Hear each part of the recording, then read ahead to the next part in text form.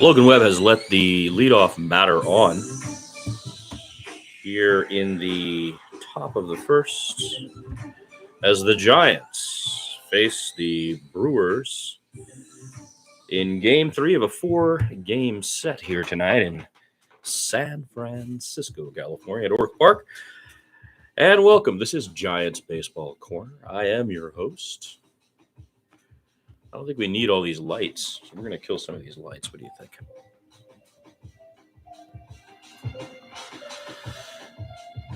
After giving up a base hit for a leadoff single,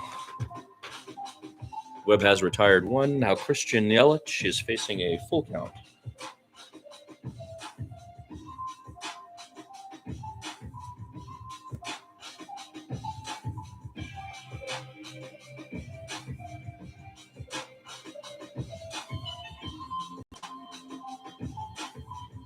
That must have been Bryce Terang, right?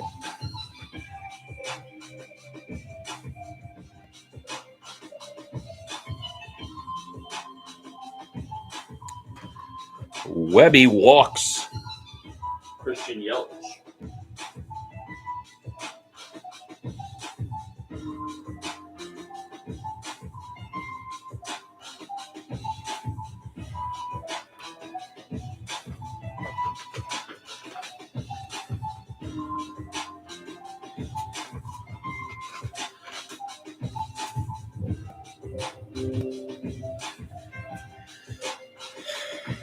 All right, Logan Webb is in a little bit of trouble here. There are now runners on first and second after he has given up a single and a walk. There's one down, and it's a 1-0 count to William Contreras, the Brewers catcher, who hits one to Matt Chapman, who steps on third for the out, but is unable to make the throw for the double play.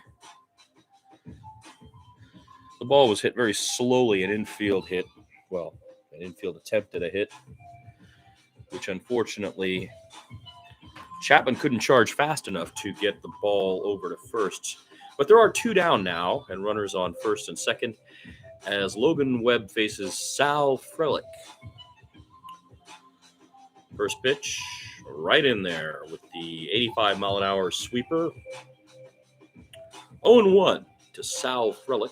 Frelick batting .321 this year with a home run and 6 RBI. He's got an .853 OPS.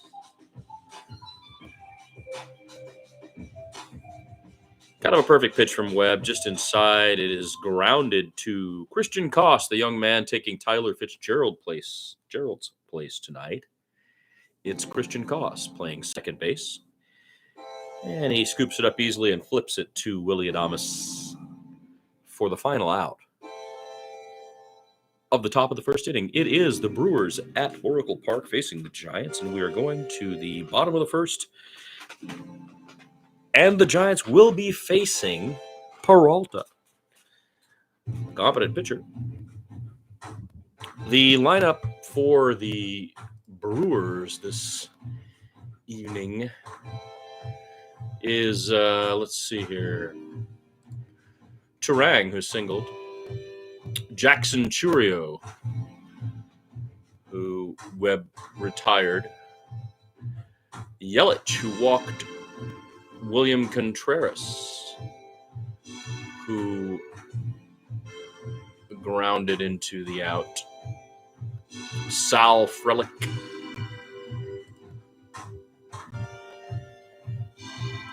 And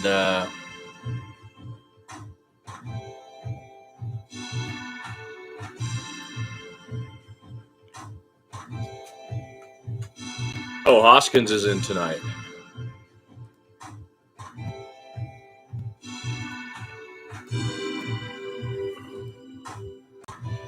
Mitchell, Ortiz, and Durbin, the young man who's got a homer and a double, his first homer and first double on this trip by Milwaukee to our town.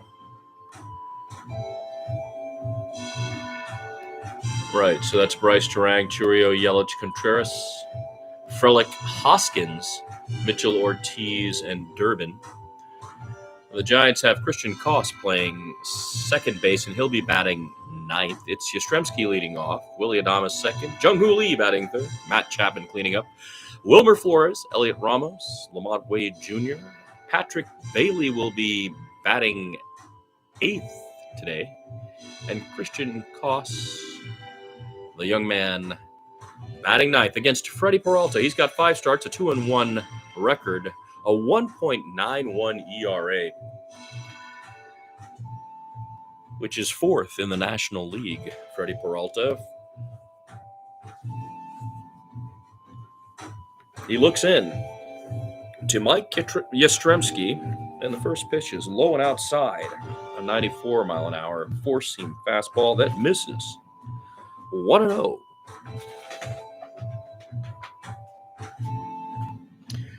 Yastrzemski swings and makes contact on another four-seam fastball, but this is out of play. It's 1-1.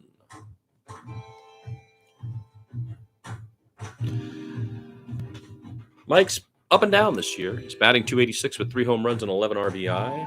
He has a .947 OPS.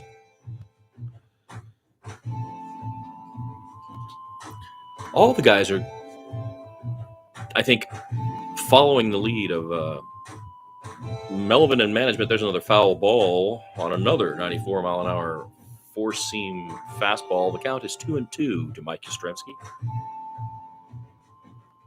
All the Giants, even the best hitters, are being, I think, trained by the mechanism here to be patient, draw a walk, get on base, steal that second base, get in scoring position. An engine comes when you start to do that. Same pitch, same location, same result. Fouled off to the third base side. And the count remains 2-2 to Mike Yastrzemski.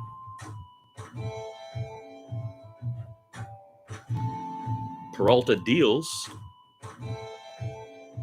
It's crazy. He gave him the exact same pitch 6 times in a row. Mike fouled it off 4 times. And now it goes way over to the netting, and Churio catches it. That's 1 down in foul territory. Jackson Churio tracked that ball all the way over to the netting and snagged it. It's a good play, good defensive play, concentration. He had his hand on the railing. He actually fell over the railing into the net and made the catch. Nice play by Jackson Churio.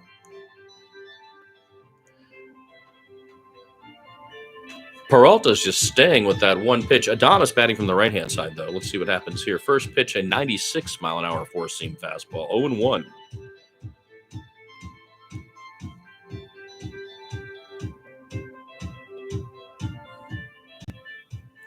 Willie Adames struggling at the plate this year. He has not yet found that magic. Batting just 196 with 1 home run and 11 RBIs and a .537 OPS. Adames looks at a ball that drops away, a slider at 85 miles an hour, and the count is 1-1 from Freddie Peralta.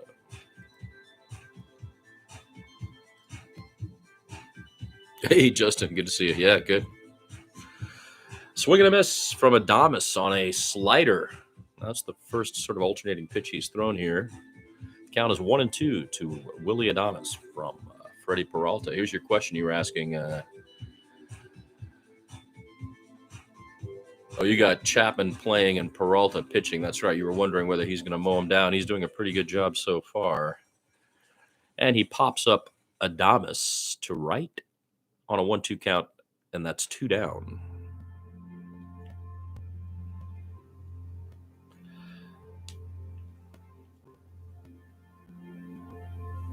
Jung-Hoo Lee will be batting next.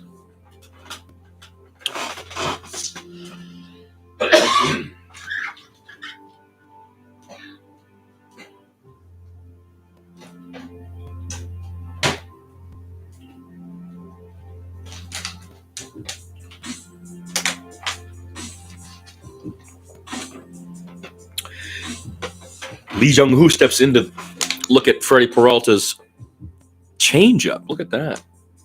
Now we're starting to get a little bit of that variation, a 90-mile-an-hour changeup. It's 0-2 to Jung-Hoo Lee, 2 down. He swings and makes contact. That's a base hit on the four-seam fastball, the exact same pitch that he was throwing to Yastrzemski. Jung-Hoo Lee shows that skill at spraying hits, goes inside out, puts it right over the shortstop into left field. Another base hit for Jung-Hoo Lee.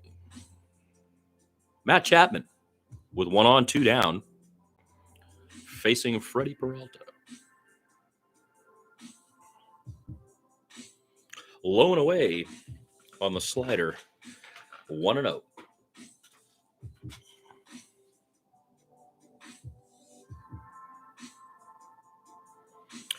Chappie's doing all right. He's got an 830 OPS. Here's the pitch. Again, low and away, and it gets away from Contreras. Jung-Hoo Lee stays put. It's 2-0 to Matt Chapman.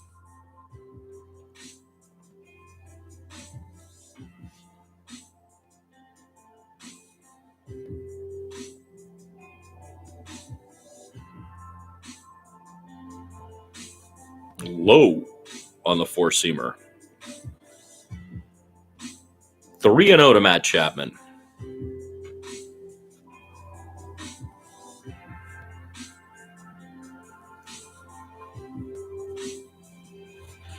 Well, we can do you a favor, Justin, and Justin says he wouldn't mind if Chappie went yard, even though he has Peralta and Chapman. There's the pitch. Ooh, that's a beautiful four-seam fastball that just catches the outside corner.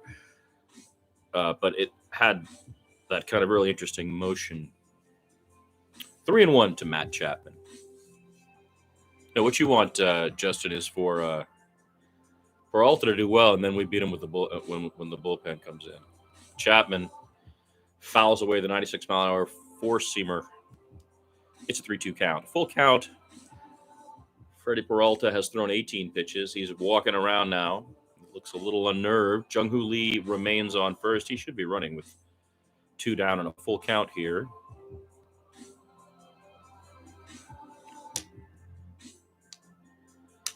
Peralta looks. He throws. Swing and a miss. Matt Chapman strikes out on a 91-mile-an-hour changeup from Freddie Peralta, and that will end the inning. Hello, second viewer.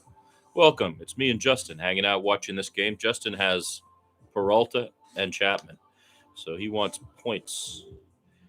He's going to get them from Peralta on that last at-bat as Matt Chapman strikes out. It's 0-0, and we go to the second.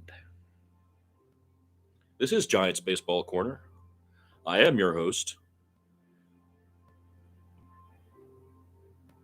This is the second live game we're doing.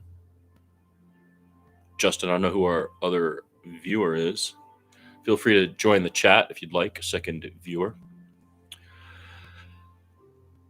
Yeah, that's what you want. See, Justin is talking about how he's going to get all these Ks from Peralta. We'll just stay within range, and then we'll win the game. Chappie can hit for the cycle against the bullpen. He'll strike out twice and then hit for the cycle against the bullpen. That's how Justin is going to get his points tonight.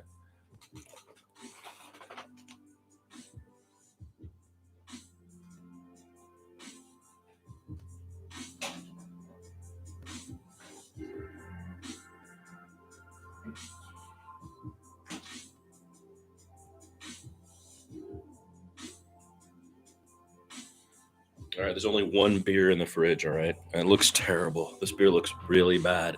This is because the tailgate guys all brought the extra leftover beer at the end of the year, I guess it was, or something. They all brought it over here. Now the only one left is the beer that nobody will drink. It's this one. So I'm going to pour this in a glass to see.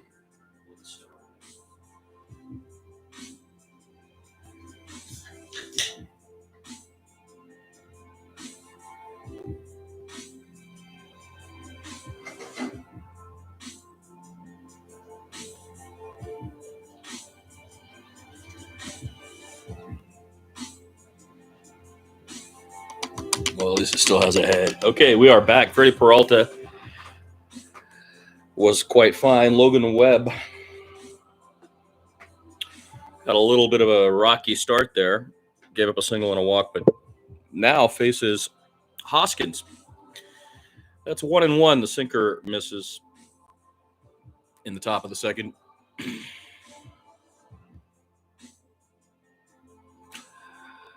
Webby misses away with the sweeper. It's 2-1 to Rise Hoskins. In 21 games this season, he's batting .270, Has an 802 OPS. That pitch, did he go? The check swing, he did not go. On another sweeper, this one a little higher. It's 3-1 to Rice Hoskins. Logan Webb looking for that strike zone. And there it is. The rising sinker, that's a two-seamer really, you know. The rising two-seamer sinker. Looking good. Full count. Oh, come on, give it to him. No way. Unbelievable. I don't know who's, but somebody find out who's behind who the umpire is, because that was ridiculous. Where did that miss? Real problems. His 22nd pitch is called a ball. Webb is stopped. He's looking down. He's taking big sighs. But he issues his second walk of the game. Steps back in and looks. A bunt. Foul from Mitchell.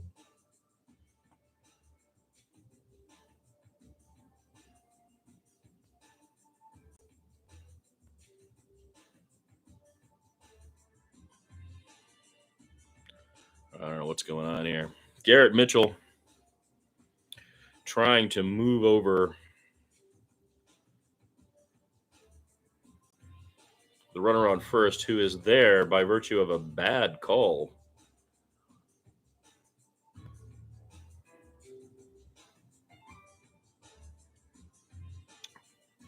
I didn't look up umps. Justin, can you look up umps? Who's behind the plate here tonight? Now, Logan looks a little bit shaken. He's thrown that last one in the dirt. It's a 1-2 count to Garrett Mitchell, who should be an easy out. Let's be real. Rising four-seam fastball strikes him out. Beautiful pitch from Logan Webb. One down with a runner on. Wow, that's a beautiful pitch. Thank you, Brian Walsh. Gotta get your zone straight, pal. Logan Webb deals. There it is. That's that same pitch, this time called a strike against Joey Ortiz. That's an 0-1 count to Joey Ortiz from Logan Webb. One down and a runner on.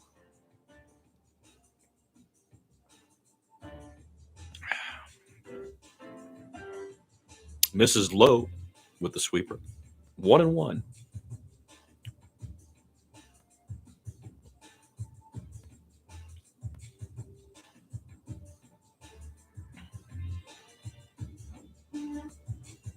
Logan deals a 93-mile-an-hour sinker, and Ortiz gets all of it, but it's foul. Slams into the netting. A line drive up the right side. Oh, right on. Justin, you're helping me out, man.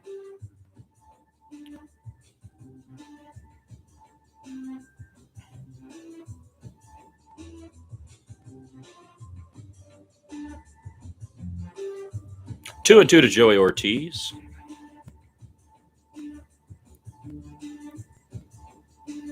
Webb deals outside. Full count.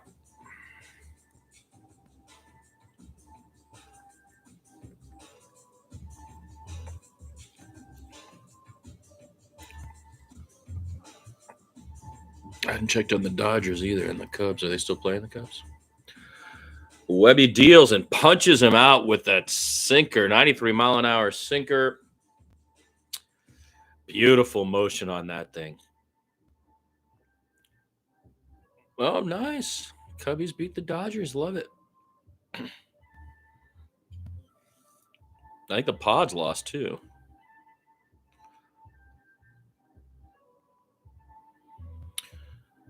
Young Caleb Durbin, who is having a great trip to San Francisco, hit his first home run in the majors here and his first double in the majors here over the last 2 days. Now facing Logan Webb, takes a strike. 0-1, the 93-mile-an-hour fastball. Now this one away, the sweeper misses. 1-1. Justin, I was thinking about flying up to Chicago and going to a game on the 7th. The Cubs and Giants play day game And I was looking at flights, and I was thinking, maybe I'll just fly up for the day. I can fly up on American in the morning and fly home. Oh, there's a base hit over the head of Willie Adames. This kid loves playing at Oracle Park. He is his first double, single, and home run have all taken place this weekend in this series. This one on a 2-out, 1-1 count. It's a good swing. He ropes it over Adames into left field.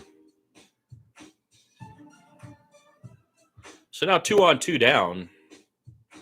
And we're going to the top of the order. Bryce Terang, if he gets another base hit, unbelievable. Terang, okay. Terang drills one, the first pitch toward first base. And this is going to be scored a hit. Although Lamont just couldn't get to. Lamont dives and doesn't make the play. There's no way to cover. And the thing is, Christian Koss was behind him. Yeah, the Giants' defense is a problem so far. And it is not because the players are bad. It is because there's not a feeling of gelling in the infield at all. These guys they look very clunky, slow to react when it comes to making exchanges. There's a foul ball. 2 down. Bases are juiced for Jackson Chourio against Logan Webb right now, who has thrown 37 pitches here in the top of the second inning.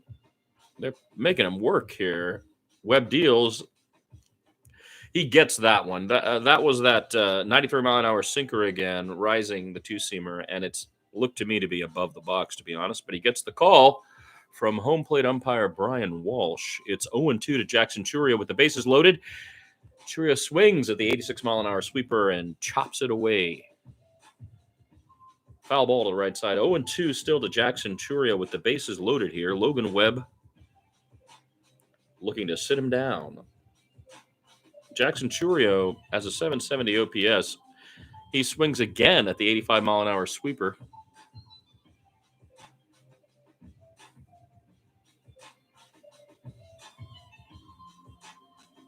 Yeah, Terang has had a hit in every AB that I've seen. It's crazy. Jackson Chourio looks at, oh, beautiful pitch. The four-seam fastball from Logan Webb rises and makes Chourio look quite foolish.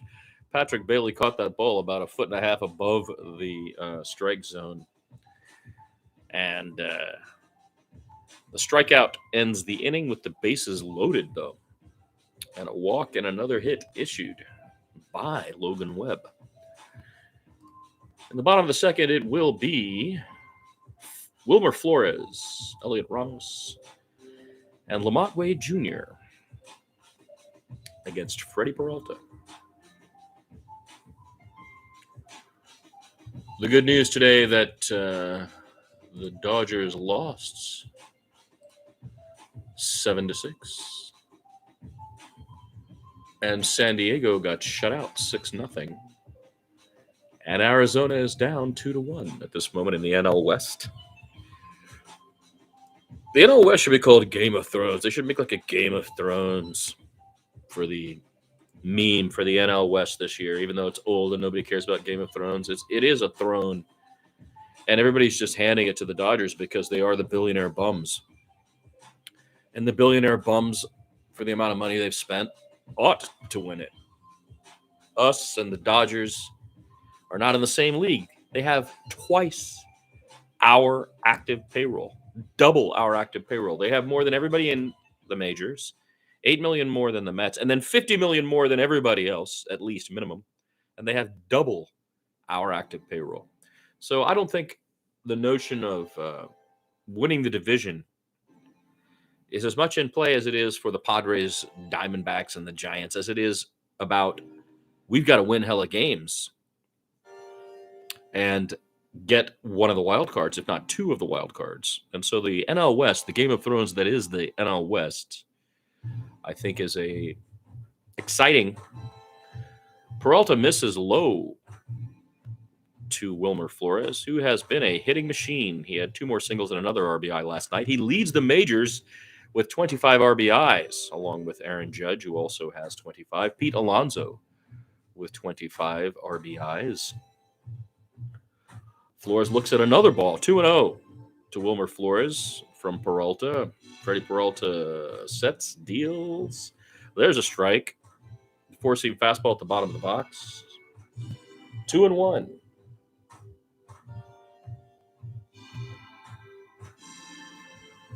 Peralta sets, deals. He's low. Check swing. He did not go. 3-1.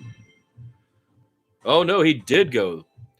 The check swing was sent to first. The call is made. It's 2-2 to Wilmer Flores.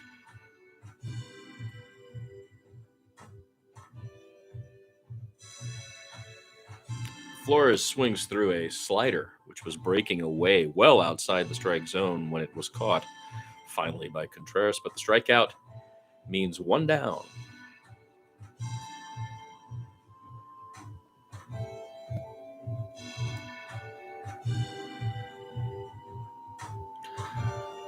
Hey, Nicholas, welcome aboard. You are the second viewer. Peralta deals. That's a nice pitch, an 81-mile-an-hour curveball. First time we've seen the curve tonight. Falls right in the pocket near Elliot Ramos's knees. That's 0-1 to Elliot Ramos, who now looks at another one. That's a slider. Ramos connects, but not quite far enough. Drives the ball out to right field, where it is caught for the second out of the bottom of the second inning. Yeah, Nicholas Schleiss, welcome. I haven't called games in about 30 years. I was a sports reporter like 30 years ago. And I have this little blog where I just do whatever I want. And so this year I decided I'm going to try to call some games. Lamont Wade Jr. steps in against Freddie Peralta, who misses outside with a 4-seamer. 1-0 to Lamont Wade Jr. with 2 down in the bottom of the second. Giants Baseball Corner is the name of the blog. Peralta again misses. It bounces off the plate in a way, that one, the changeup. 2-0 to Lamont Wade Jr., who is really having a terrible year at the plate. It's a bummer to watch. But he is, to his credit, drawing walks. And, you know, he's got a 4.73 OPS despite batting 103. You know what I mean? I wish we had OPS Plus. I should probably start bringing some other statistics in. But at the moment, I'm not really trying to do that. Just trying to enjoy the game. That's another ball. 3-0 to Lamont Wade Jr.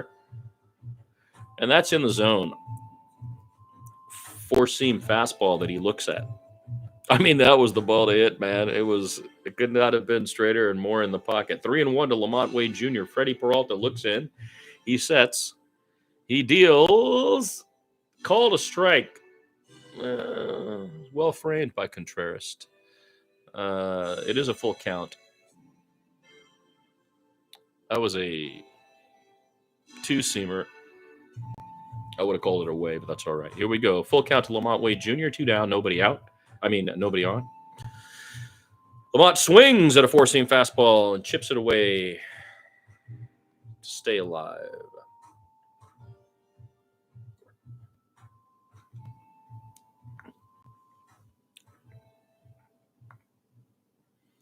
Freddie Peralta sets, deals. He's high. That's a walk for Lamont Wade Jr. doing what he does when he cannot hit.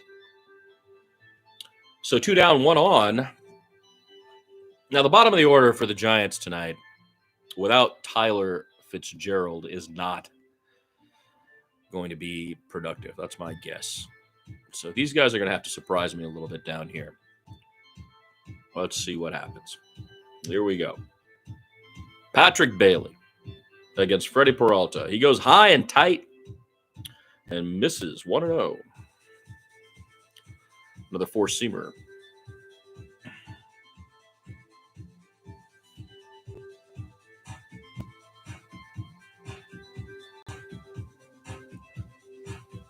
Peralta sets. That's a great fastball. Swing and a miss. Patrick Bailey swings right through that one. 1-1. 2 down, bottom of the second. Peralta trying to get out of the inning. He's got a runner on after the walk.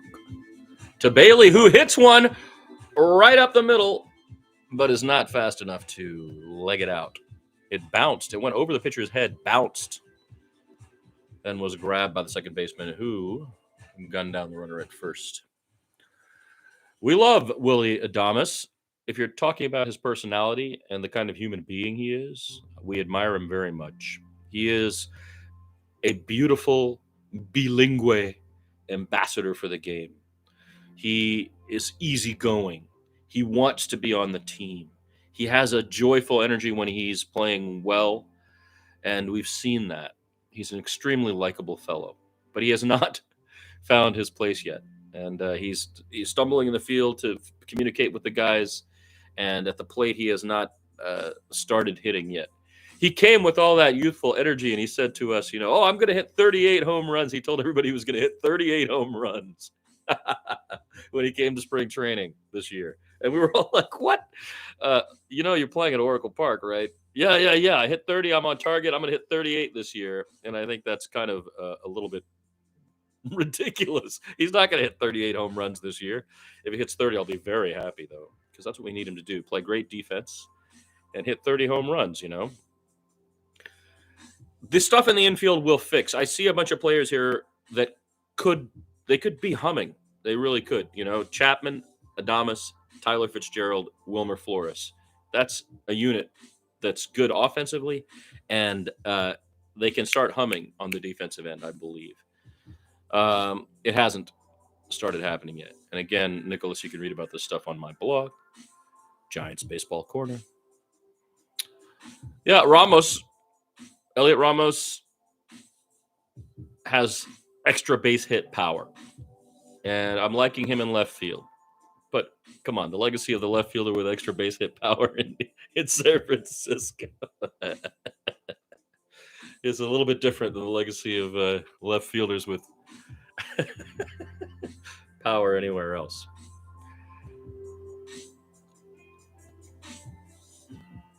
Okay, here we go. Logan Webb on the mound. Nothing score.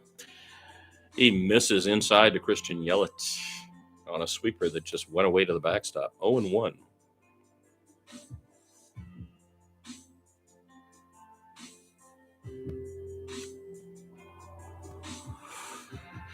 Yelich swings through a second sweeper, almost in the same position, but this time in the right place. It actually was in the strike zone. That's 0-2.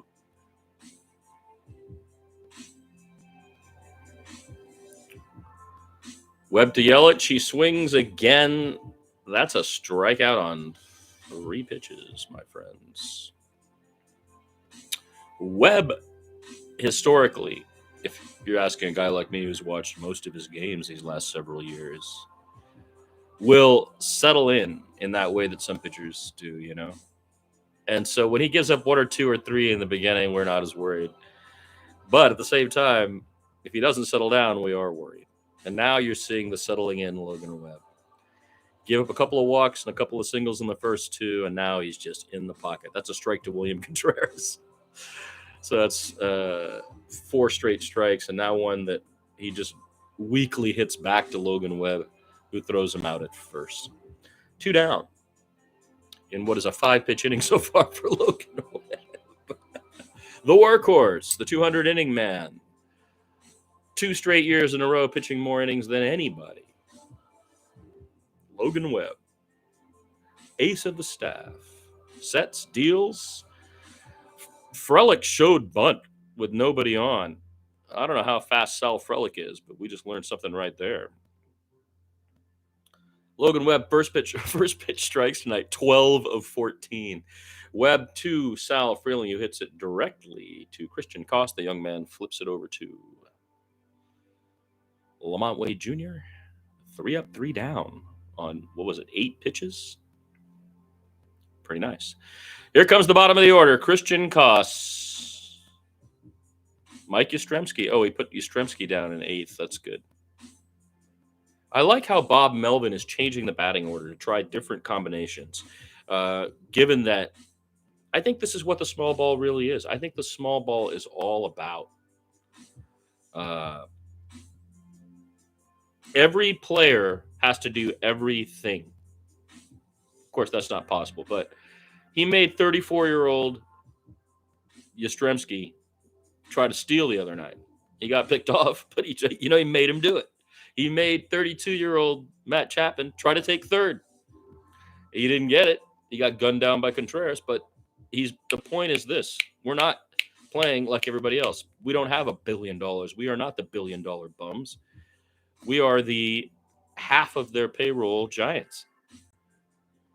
So we're going to have crisp play on defense, which we do not have at the moment. And we're going to have aggressive base running, which Melvin is clearly trying to start. And he makes some mistakes, I guess, but I don't think they're mistakes. I think he's trying to let everybody know, you don't get out of running. Wilmer Flores is the only guy on the team who gets to get out of running because he's going to be out. You know what I'm saying?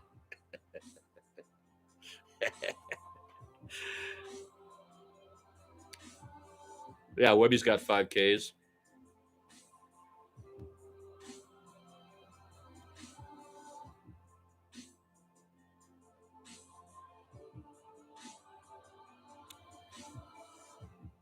This beer's not bad, actually, for being found in the fridge. It is the last beer in the house.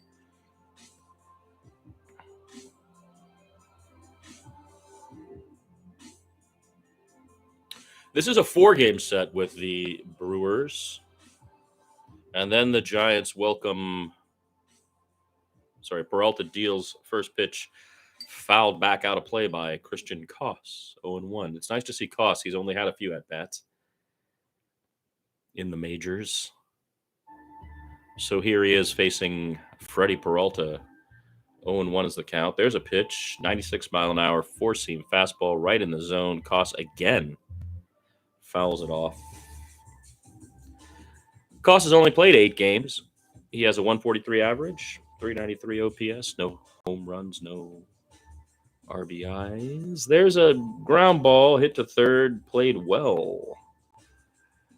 And down he goes. What is my favorite beer? I don't really drink beers that much anymore. I've been drinking other stuff, mezcal and wine and stuff.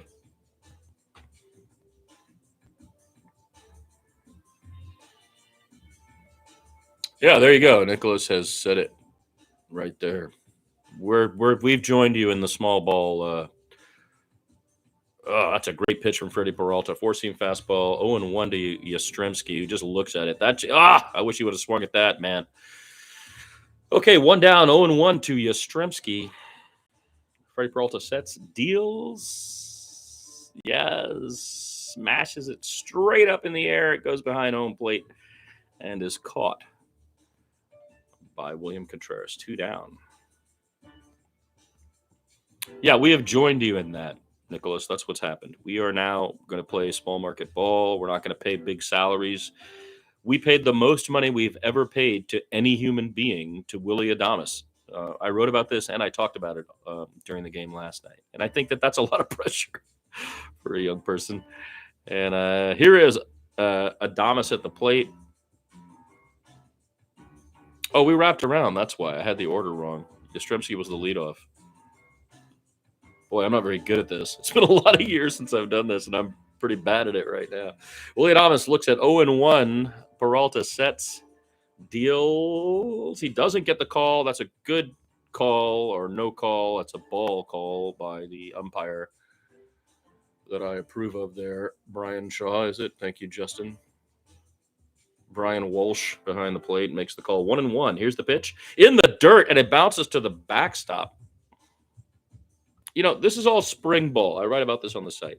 We don't care about win-loss as much now. I guess in the NL West we do because of the bumps. But, I mean, it's really about watching guys and seeing guys do stuff. Because the crazy games we're looking at, 12-run innings and position players pitching and stuff. Peralta sets, deals to Adames on a 2-1 count. He's low and inside. That's 3-1 to Willy Adames on the changeup. Adames struggling this season, 194 average. But he is learning how to draw the walks. I don't mind if he takes one here. It's 3-1. Peralta sets, throws. It caught the corner. Adames hits a grounder to short and is thrown out. The Giants go quietly. It'll be Hoskins, Mitchell, and Ortiz in the top of the fourth. This game's flying by. The Doyers will not win it back-to-back. And I'm going to tell you why. There has not been yet. There has not yet been. There yet not has been a back-to-back champion in the 21st century. That's right. The Yankees in 99-2000 were the last back-to-back, which means in the 21st century there has been no back-to-back champion. Now, the Phillies came close. Nope, we beat them. We went every other year. No one has gone back-to-back in the 21st century. Nicholas, you're right. The problem is there is no salary cap. I blame one guy. I don't even like saying his name anymore, but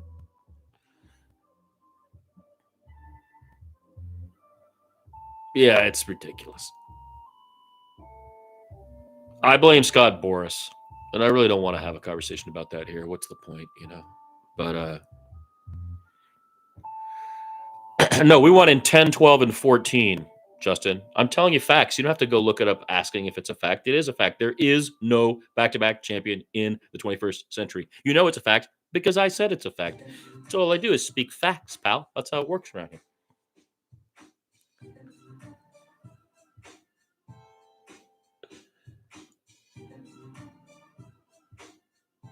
Yeah, that's the 10 championship. That's the 12 championship. That's your boy, Mad Bum, the 14th championship. Yeah, there has not been. There we go. Logan Webb. I like the action on that pitch. That's that two-seam sinker. It's 0-1 to Hoskins, Rice Hoskins. Webb deals. Wow, he is on fire now. He just gave him the same two-seamer. It looked like it's going like this, and it goes up and in and catches the top of the corner. What a beautiful pitch. 0-2 to Rice Hoskins. Logan Webb's 50th pitch was a beaut. And here comes the four-seamer high and away. Hoskins looks at it. 1-2. Oh, look, there's a cheese head at the yard today. Crazy fella. And Webb misses again with the sweeper. 2-2 to Rice Hoskins. No score here in the top of the fourth. Logan Webb with 5 Ks. Here comes the pitch. Fouled back. The four-seamer.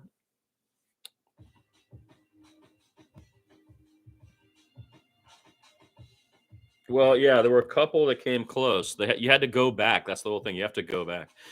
Oh, he goes inside with the changeup and gets him. Logan Webb went to the changeup and got him. That was a pretty nice little pitch, too. The 54th pitch was pretty nice as well from Logan Webb tonight. You have to go back. That's the thing. The Astros went back, right? But they lost. And then I think I can't remember who else went back. Logan Webb. Oh, there we go. A bat goes flying out of his hands. Garrett Mitchell just threw a bat 40 feet. Oh, no, it broke in half. Oh, my God. The bat broke at the handle. I've never seen that. That was crazy. The bat broke at the handle. So the whole top 3/4 of the bat went flying. That's 0-1 to Garrett Mitchell with one down in the top of the fourth.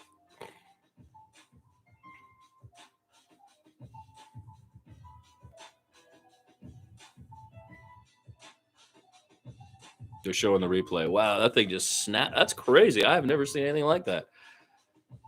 Okay, Webb deals a 93-mile-an-hour sinker. Perfect pitch. Popped up to left field. Well, fly out, you can say.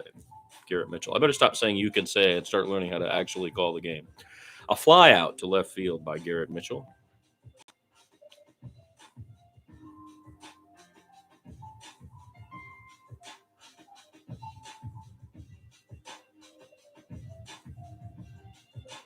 Brings up Joey Ortiz.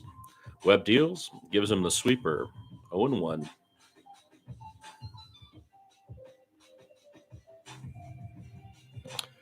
Yeah, Logan Webb gets a lot of guys looking, and it's the action on his pitch, Oh, God. Oh, what a pretty pitch.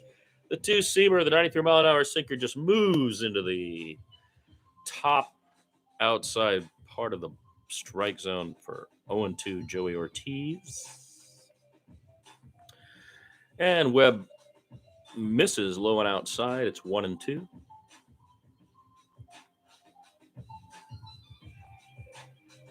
It is ridiculous. Terang is too good, dude. Webb. Ortiz takes a crazy safety swing and manages to foul that off. Remains 1-2 to Joey Ortiz, who struck out in the second.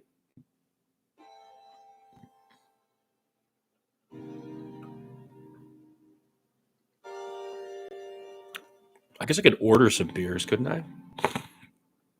What time is it? Webb. Oh, that's another pretty pitch. The changeup. But Ortiz swung, committed, and managed to get the end of the bat on it and chip it away to the third base side for a foul ball. It remains 1-2 to Joey Ortiz.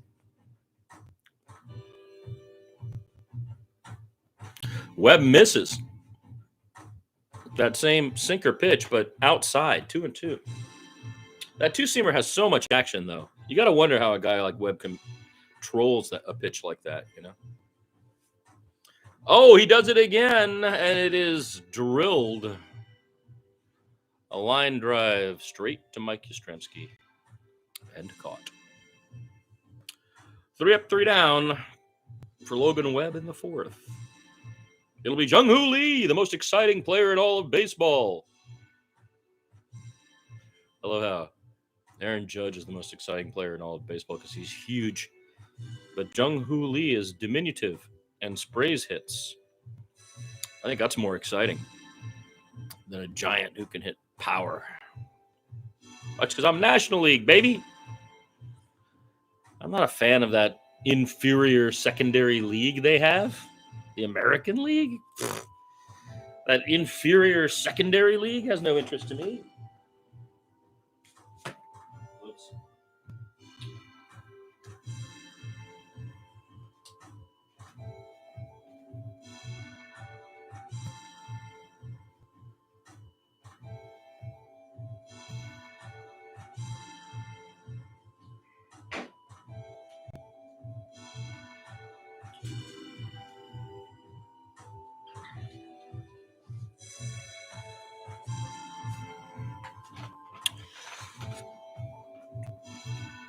Oh, look, we've got another viewer. Welcome, third viewer. I am in the corner. That's Giants Baseball Corner. And I'm joined here by Justin and Nicholas. We're watching the Brewers, who have come to San Francisco to play the Giants at Oracle Arena. Oracle. I hate the name has changed, obviously, since the time when I was a young man. It was Candlestick, and then it became AT&T and Pac Bell and AT&T and SWBC, and now it's Oracle, as it were. Oh, of course I don't enjoy the universal DH rule. No, the DH is a joke. It's a nightmare. Why couldn't you leave us alone? We were National League, happily enjoying Freddie Peralta deals high. Wow, he misses again on the 94-mile-an-hour fastball. He has missed twice very high, forcing Contreras to reach up in order to grab that ball. It's pretty crazy. That's 1-0 to Jung-Hoo Lee, who swings at a changeup, fouls it away to the third base side. It's 1-1 to Jung-Hoo Lee, who singled in the first, inside out. He's got that spray hit ability. Here comes the pitch. It's high. Oh, he gave it to him. That was 3 inches above the box. Give me a break, Walsh. It's 1-2 to Jung-Hoo Lee.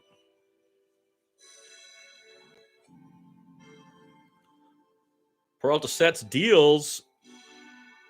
It's super low. And Jung-Hoo Lee golf swung it. And it went straight up like that. Not even high, not even far. And was caught in the infield. Would have been an infield fly rule if he dropped it. Golf swing, though. It's crazy how he made contact. He could have maybe chipped that over, I love watching this guy play. He is the most exciting guy to me because he's a contact hitter, you know, like Pete Rose or someone like that. Ichiro's who they keep talking about. But, ooh, beautiful pitch from Freddie Peralta, the curveball. Right on the corner, 81. Matt Chapman. 0-1 to Chapman from Peralta. Here's the pitch. Chapman pops up behind the plate. And it's caught by Contreras. There's your Peralta points, buddy. 2 strikeouts on Chapman.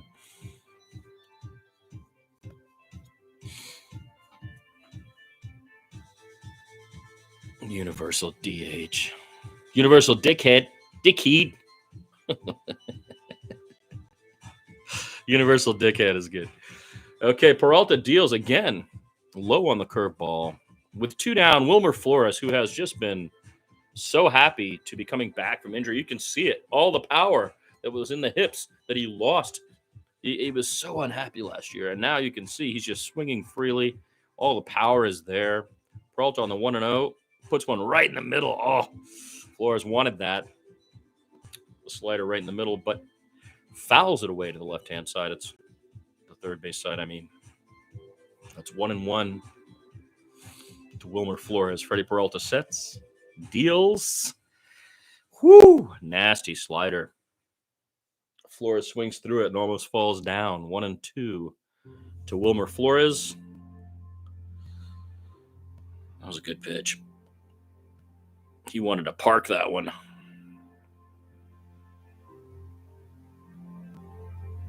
Peralta sets, throws, misses outside and low with the slider.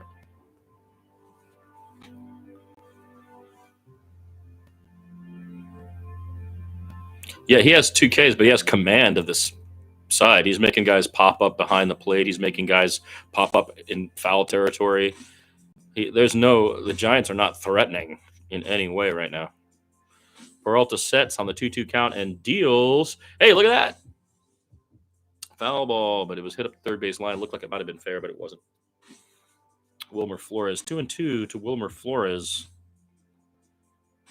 Boy, he pulled that one pretty well. You know, that reminded me of Brandon Crawford. Remember when Brandon Crawford would do that? It was so nice.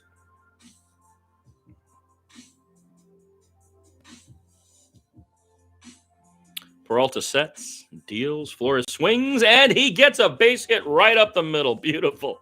Wilmer Flores, baby. The 37-year-old is having a rejuvenated renaissance, my friends. With the San Francisco Giants, a team where he is beloved, like he was with the Mets many years ago. This is just well fought. A base hit off of Freddie Peralta after duking it out with him there. That's nice. I like that. That's the stuff I like. Okay, Elliot Ramos at the plate with 2 down and a Wilmer on. Ramos looks at a 4-seam fastball outside. 1-0.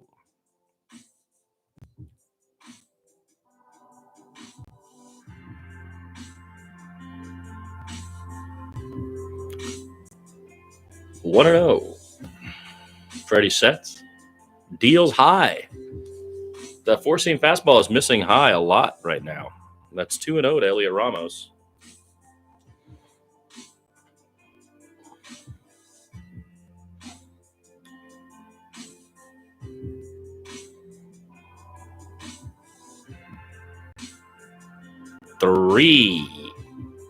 No, that's a strike. Sorry. 2-1. That was actually a perfect pitch. I was looking at something else. Sorry. It's 2 down, 1 on. In the bottom of the 4th, Peralta is 2-1 to Elliot Ramos. He throws to first. Jung-Hoo Lee would be running in this situation, you have to imagine, with 2 outs. And they are throwing to first to keep him close. The Brewers and the Giants in the last 2 games have played a variety of small ball that we've been talking about today. Peralta looks in on a 2-1 count to Elliot Ramos and throws inside. A 4-seam fastball misses by about 8 inches inside, not close.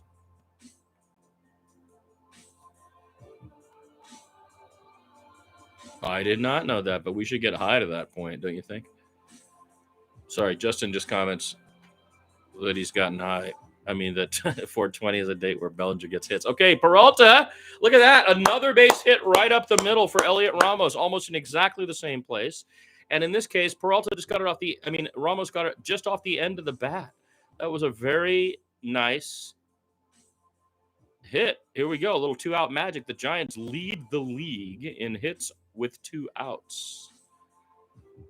And once again, are in a position where there are runners and 1 in scoring position with 2 down in the bottom of the 4th against Freddie Peralta, who is now having a meeting with Contreras. The two of them are chatting at the mound.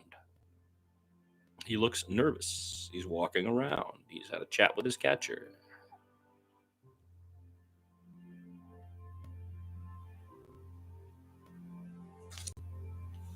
Bob Melvin standing by. Here we go. It's Lamont Wade Jr. with 2 on, 2 down.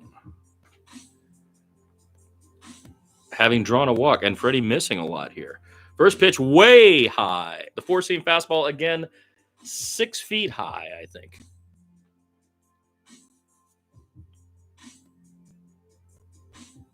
Yeah, I would do that too, dude. I'm not going to some state with no weed. Peralta deals. Swing and a miss by Lamont Wade Jr. on the 95-mile-an-hour 4-seam fastball. It's 1-1. With runners on, 2 down.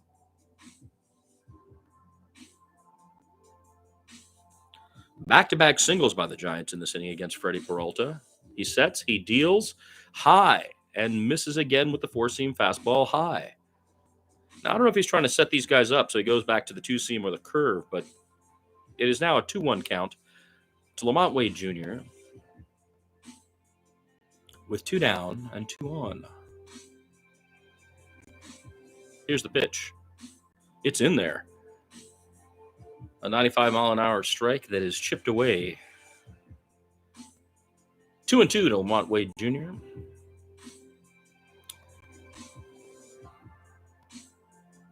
Who's struggled. This would be a special at-bat if he has managed to either draw a walk or get a hit here. It's 2-2. Freddie Peralta sets. He's got runners on first and second. He deals. Wade chops a dribbler to second and advances the runners, but there are 2 outs, of course, so that's not going to do it. 3 hits for both teams now. No runs for either team yet. And we go to the 5th inning, as it were. C.J. Abrams is coming back off IL, and his rehab assignment was to play at least 1 minor league game, and he went 0-3 in his first rehab game.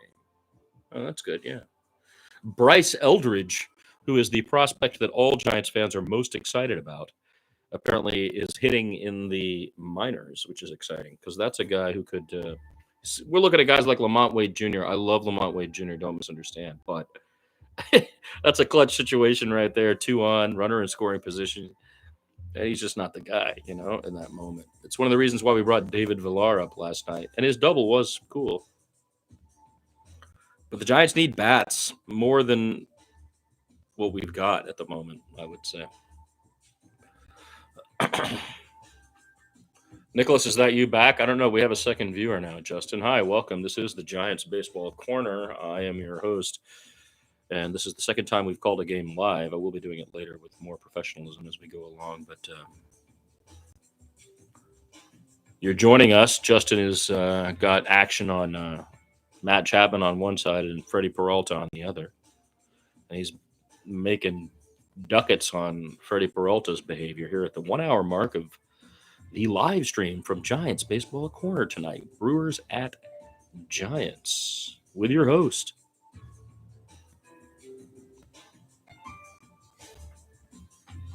Leveries, high A ball. Hit for the cycle with an additional home run. No, I didn't see that. I'll look it up. Caleb Durbin. They're showing highlights now of Caleb Durbin, who had his first hit against the Athletics, his first career stolen base against the Athletics, his first career home run against the Giants on Monday, and his first career double last night. The kid is up now against Logan Webb, who he has a single off of tonight. Pretty impressive. Caleb Durbin for the Milwaukee Brewers. Looks at a ball and then hits a grounder to Matt Chapman, who charges it and guns him down. Matty Chapman provides Logan Webb with the first out of the top of the 5th inning on his 65th pitch.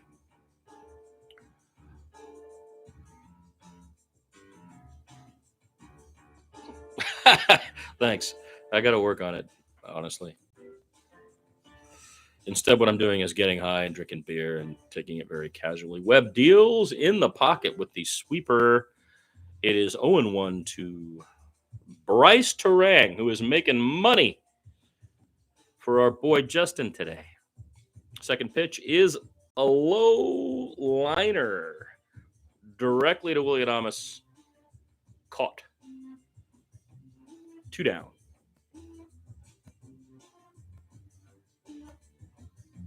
Hey, Willie looks funny. He's laughing and showing funny stuff. Look, that's what I mean. When Willie Adames is loose and happy, you got a good Willie Adames. You know what I mean? Okay, it's 2 down. Logan deals. Jackson Churio attempted a bunt. He's going to try to outrun this defense now.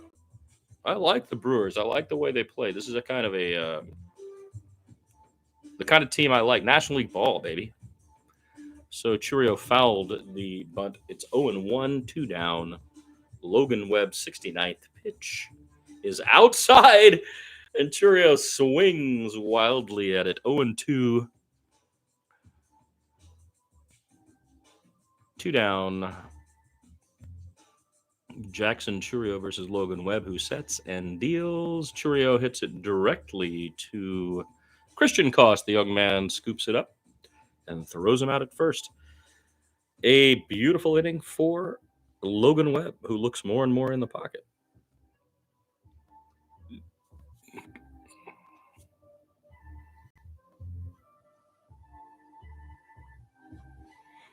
So we've been on for an hour. It's time to get high, don't you think?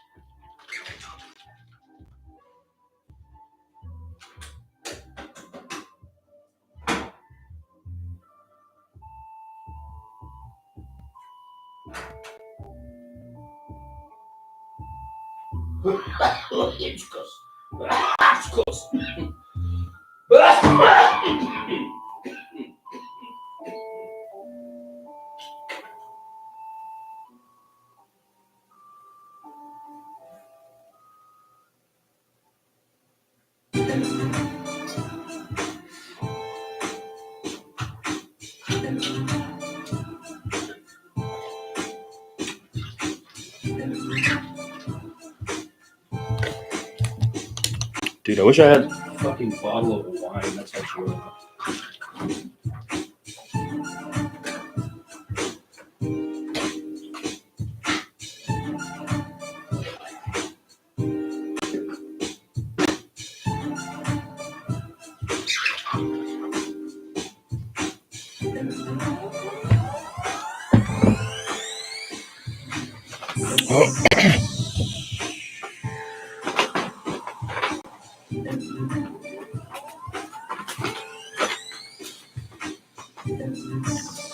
Nicholas writes, the home run ball and pitchers duels are great on occasion, but if MLB wants more fans and better ratings from just on-field product, small ball is where it's at. It's just exciting. Love it.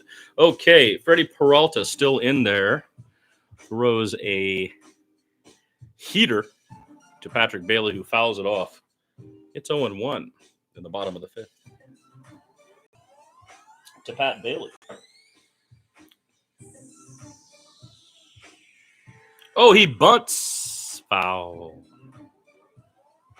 Guys are talking about running now, huh? Yeah, I think this makes it more exciting, Nicholas. Your comment is taken well because it's way more exciting when anything can happen.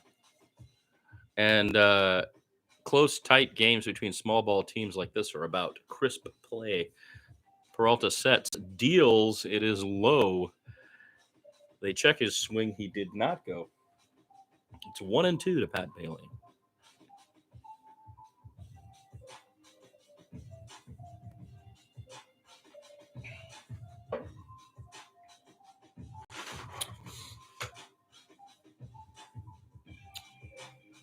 Peralta in the dirt. It bounces away from Contreras. 2-2. Peralta, who looked really in command, now looks like he's sweating. He's blowing like that. He's pitched only 72 pitches, but he looks shaken a little bit here. 2-2 to Patrick Bailey, the 8th in the order. Bailey swings at a changeup that dropped. The belly just fell out of it. Strikes out. That's the pitch he wanted, obviously. He took a second, took a breath, and just beat him with it. It's a pretty pitch. It looks like it's going to be right at the bottom of the zone. I like wine depending on the situation, like weather, climate, whether I'm having food or not. Peralta misses to Christian Koss, the young man getting his chance in the bigs here in the spring. 1-0 from Freddie Peralta, who sets, deals right there. Strike one, changeup right in the middle of the. If you could have read that, that's the one you want to swing at, you know. 1-1 to Koss. Freddie sets. There's the pitch. Koss swings and misses. 96-mile-an-hour four-seamer beats him. 1-2.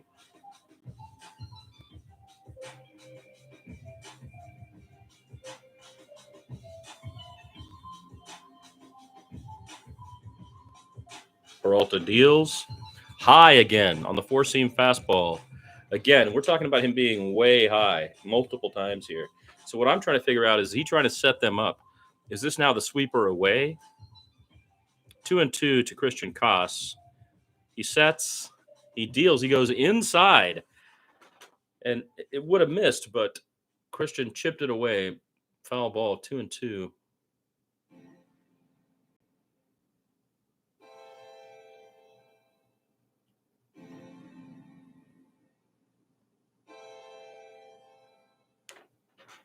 He's low and away on the curveball now. Full count to Christian Koss, who ground out in the third. It is a 0-0 score in the bottom of the fifth. A pitcher's duel, if you will, between Logan Webb and Freddie Peralta, who now has a full count against Christian Koss. He pitches. Koss swings at a 93-mile-an-hour fastball inside, grounds it, and is thrown out by the shortstop. I should learn all you guys' names, too. I didn't even make any. I'm not even scoring the game, nor do I have anybody's names written down. This is truly the least professional calling of a game that's ever been done by anybody, is my opinion of what's actually happening here. Right? Reggae red, huh? Pineapple white. You like the fruity stuff, I think, sounds like. I'm more into dry whites. Okay, here we go. Yastrzemski at the mound. Peralta throws a beautiful four-seam, 95-mile-an-hour fastball right at the bottom of the zone. And Mike lays off. It's 0-1. In the dirt with the second one, though. The changeup misses. 1-1 to Yastrzemski, who is 0-2 tonight. He had two foul outs tonight. 2 down, 1-1 to Mike Yastrzemski from Freddie Peralta. He sets and throws. And again, misses high with the four-seam fastball. There's something going on here. I mean, you understand, Contreras is catching these like this. The four-seam fastball, he has thrown 6 of them, like up here.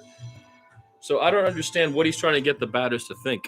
That's the only thing I can think is going on. Otherwise, he's just missing by a mile here. He throws right in the center of the zone. Yastrzemski grounds it to first, and it is covered by Freddie Peralta, who scores the third out. Peralta and Webb locked in a pitcher's duel here in San Francisco, the city by the bay.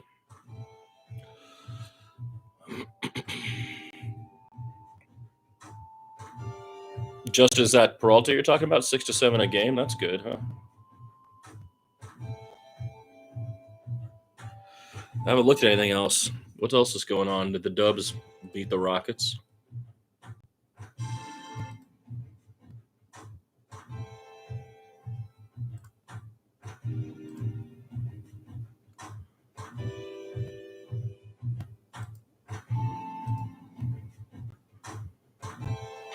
Oh, look at that. The Rockets are kicking their ass, huh? They're down 14 at the half. Cleveland wins. Boston wins. Excuse me.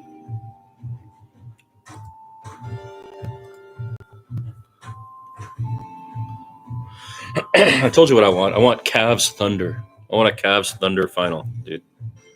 Cavs Thunder. That's the final I want.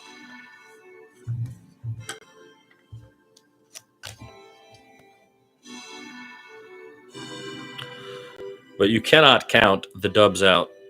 Steve Kerr knows what he's doing. They have a system that makes sense. The addition of Jimmy Butler is allowing Steph to get free. It's going to be a pretty good playoff season here. I was going to roll a dub, but I can't do that right now because I'm calling the game. So instead, I'm going to use a pipe. Logan Webb, a high strike. Beautiful. 91 mile an hour. It must be that two-seamer. They didn't say what it was, but that's got to be that same two-seamer. 0-1 to Christian Yelich.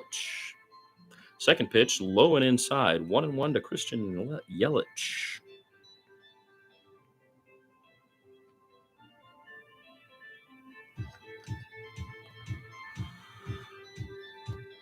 Webb misses again outside with the cutter. It's 2-1, the count. In a scoreless game in San Francisco, Webb deals. Yelich drills a grounder to second base. Well, between first and second to Christian Koss, as it were. Who scoops it, makes the play. One down.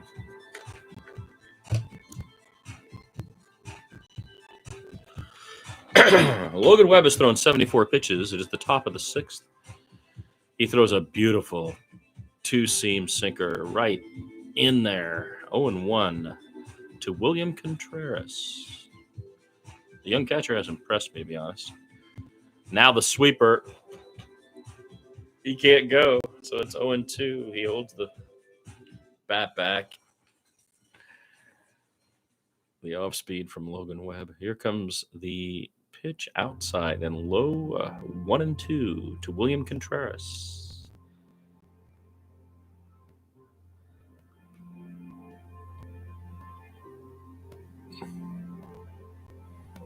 Webb misses again. The low and inside with the changeup. That's 2-2.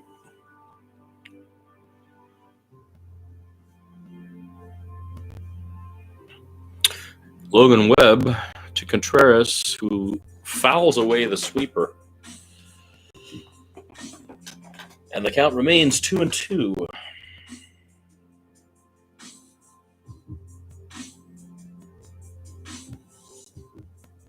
This will be Logan Webb's 80th pitch, one down in the top of the sixth. He sets and deals, and Contreras manages to grab a high fastball and park it into right field for a base hit. Contreras is a Silver Slugger winner at catcher. He wasn't a natural catcher. He changed from being an outfielder to becoming a catcher and learned the position. Yeah, I've been to Chicago, yeah. Webb deals. That's a strike from the sweeper. Webb's not happy about having given up that hit, I don't think. Sal Frelick, who is 0-2 on the fielder's choice and a ground out, looks in at Webb, who checks first. Oh, little chin music. Nearly hits him in the elbow. On a very high miss by Logan Webb there. 1-1 to Sal Frelick. He sets and deals. Frelick, perfect. He gets the end of the bat, flings the bat out there, gets a base hit through the gap between first and second. A grounder. But They send Contreras, and he is thrown out at third and tagged. So that's a single. Contreras taking off from third. The ball is rolling slowly out to Yaz, who guns him down at third. Beautiful throw. Perfect throw from Mike Yastrzemski to third. Right ahead of William Contreras' arrival. He is thrown out at third.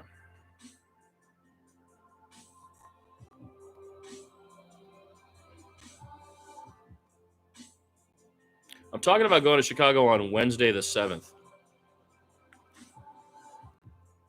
That was a crazy play. 2 down, 1 on now at first. Contreras having been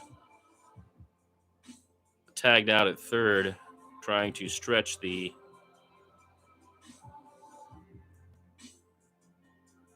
They're showing the replay. Sorry, that was crazy. All right. Webb throws to first to keep Sal Frelick back. That's pretty interesting. I guess he's got speed, huh? Rhys Hoskins is at the plate with 2 down, 1 on. Logan Webb high and outside. It's a 2-1 count, as it were.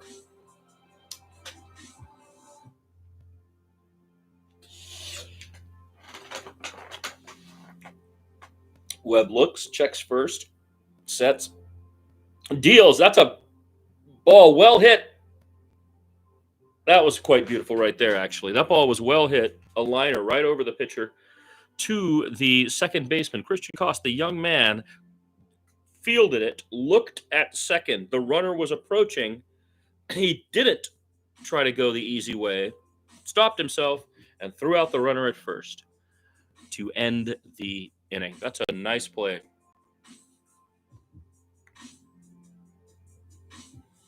Yeah, I know that's true. That's the thing. But, it would be a one-day deal.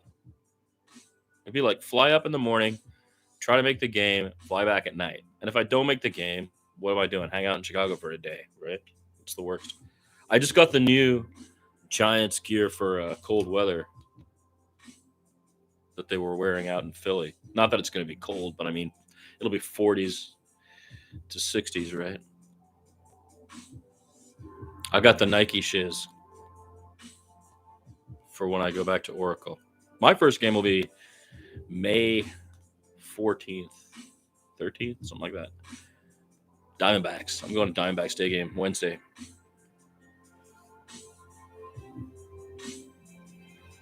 What's cool about the game I'm going to is that the night before I'm going, the Diamondbacks are in town. And, we're in the middle of that's National League West opponent. And guess what the promotion is the night before my day game? It's Korean American Appreciation Night. That's the promotion. What do you think? You think that game's going to be a little bit crowded, you think, maybe? So I'll be going the day after Jung-Hoo Lee and his entire family and nation have had their celebration. I'll be there for the day game the day after that.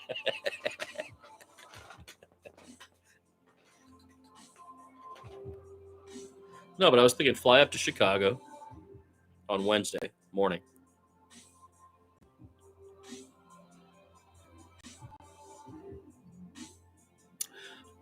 Freddie Peralta is still out there facing Willy Adames and misses by like 4 feet inside on the fastball.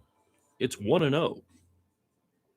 Peralta sets, deals, and misses again, low and outside on the slider. It's 2-0 to Willy Adames. This is Freddie Peralta's 87th pitch of the game. He sets and deals. It's at the bottom of the box, beautifully stroked by Willy Adames, who gets a base hit. Leadoff single for Willy Adames in the bottom of the 6th.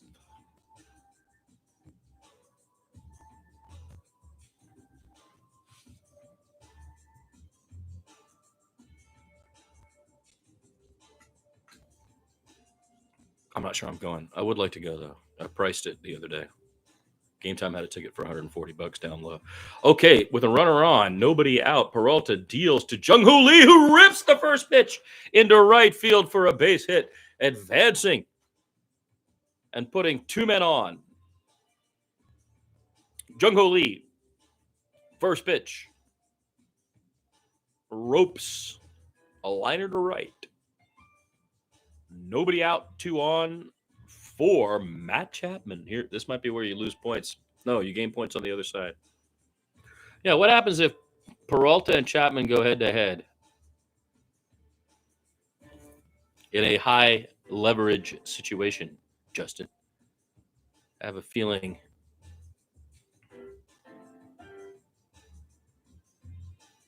Yeah, they play the Giants later on in the year in Oracle. I'm talking about flying to Chicago.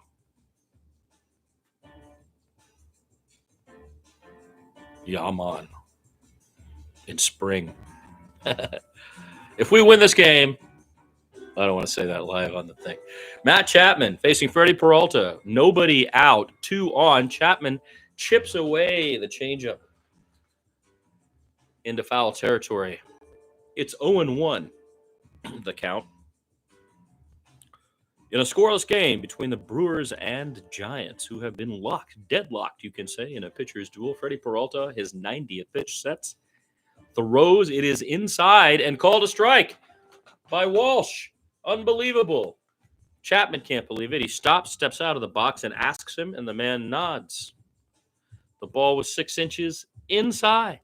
That is a bad call. Blown call. Registered here at Giants Baseball Corner. Freddie Peralta sets on an 0-2 count. Deals. Chapman swings at a pitch that's inside. Why? Because it's going to be called a strike. That was the 84-mile-an-hour changeup, and it was right at the same place, which was inside. He chips it away because he's smart. The count remains 0-2. Peralta trying to dig into his bag o' tricks on his 92nd pitch here against Matt Chapman in a scoreless game with two runners on and nobody out. The Giants trying to take advantage of the situation right now. Peralta pitches. It's low. 1-2. I was going with my call instead of his call. It is 1-2 to Matt Chapman.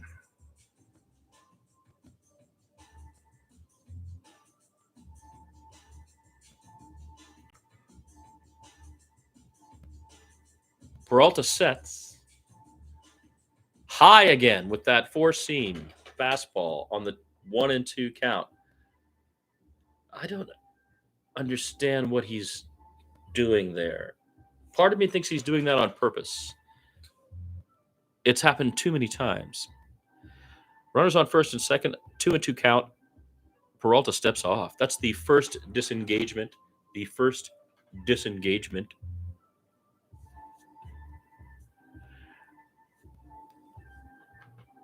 Chapman's 0-2 with a strikeout and a foul out. The 2-2 count. Peralta again misses high with the four-seamer. I mean high. It's way up here, and this time inside. It's like a message pitch. It fills the count.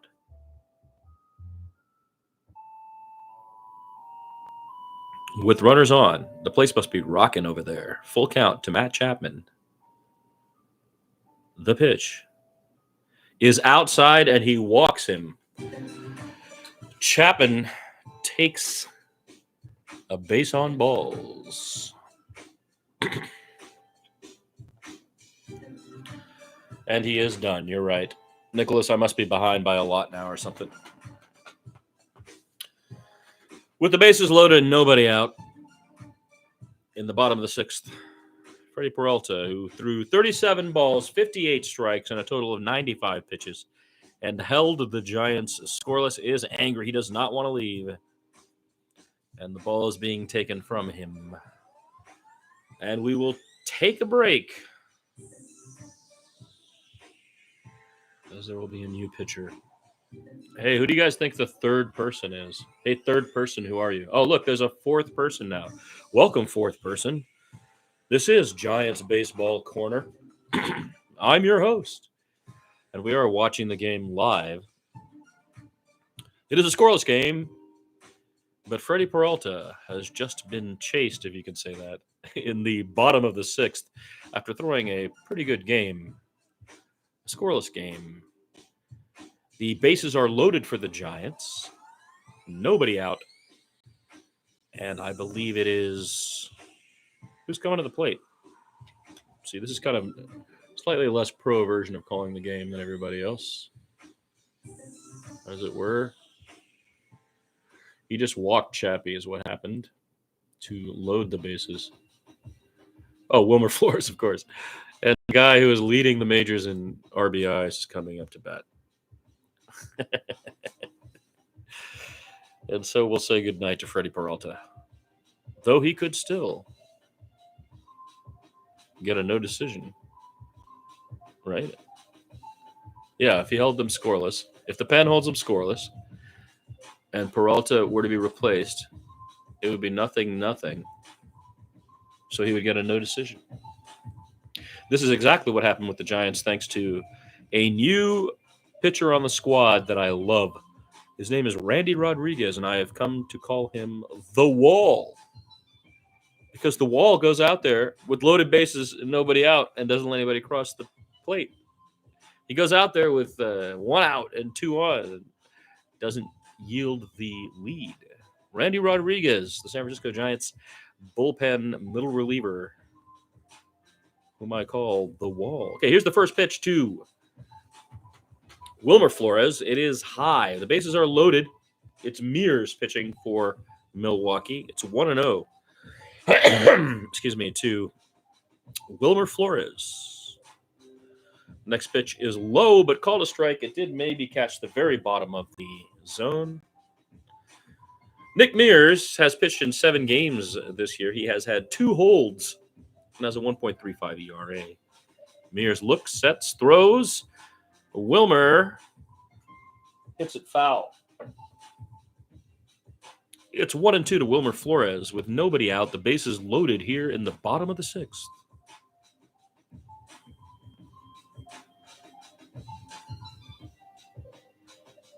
Nick Mears throws. Wilmer hits a dribbler right up the middle. It is misplayed by the shortstop, driving in 2 runs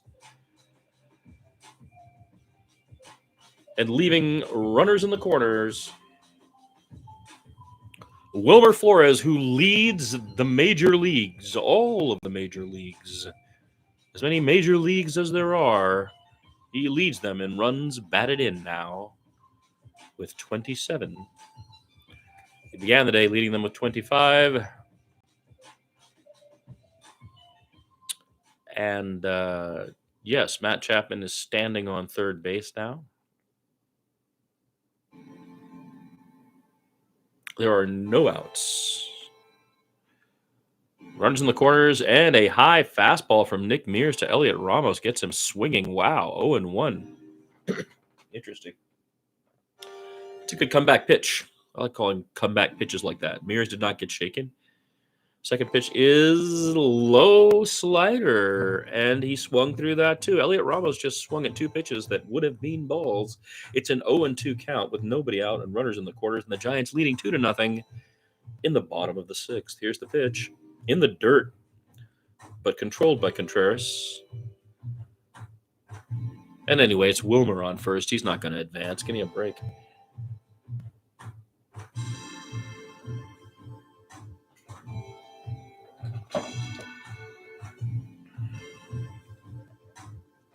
Nick Mears sets.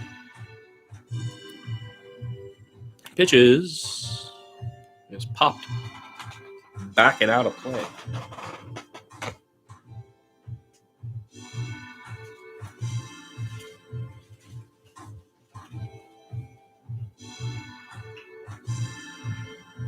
There are runners in the corners. The count is 1-2. Nick Mears deals.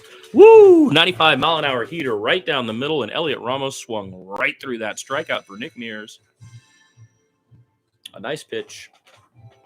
A good comeback strikeout after having given up 2 runs.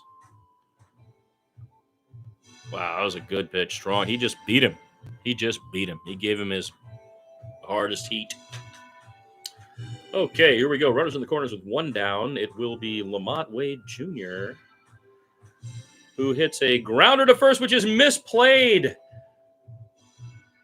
Oh, an error. That's an error by the second baseman, Turang. Bryce Turang bobbles what would be a routine grounder. Run scores. It is 3-0 Giants. Oh, wait. I got to use the freaking... Man, I got to learn how to do this. I'm really quite poor at this, aren't I?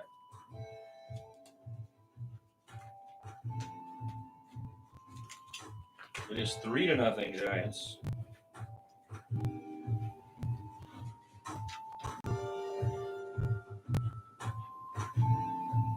He throws a strike. 0-1 count to Patrick Bailey. Oh, this guy Walsh is an idiot. That pitch was a strike. It caught the very bottom corner of the zone, and he called that a ball. So I don't know. This guy Walsh behind the back has no idea what he's doing. It's a 1-1 count, and he's well outside on the four-seam fastball. So it's a 2-1 count to Patrick Bailey with runners on first and second and one down in the bottom of the sixth, with the Giants scoring 3 runs in this inning, all charged to Freddie Peralta. Nick Mears deals, and that's called a strike. The ball ends up on the screen, half a ball's length away. I don't know what's going on. It's 2-2 count. Pat Bailey, bottom of the sixth, runners on. There's the pitch. He swings right through it. An 86-mile-an-hour slider falls. No hit. No contact. Strikeout number 2 for Nick Mears. Steve Alexander. Yes, they did lose again. Welcome aboard, Steve. This is Giants Baseball Corner. Bottom of the sixth, 2 out. Christian Koss, the young man, swings on the exact same pitch, that 86-mile-an-hour slider where the bottom falls out. It's 0-1 to Christian Koss.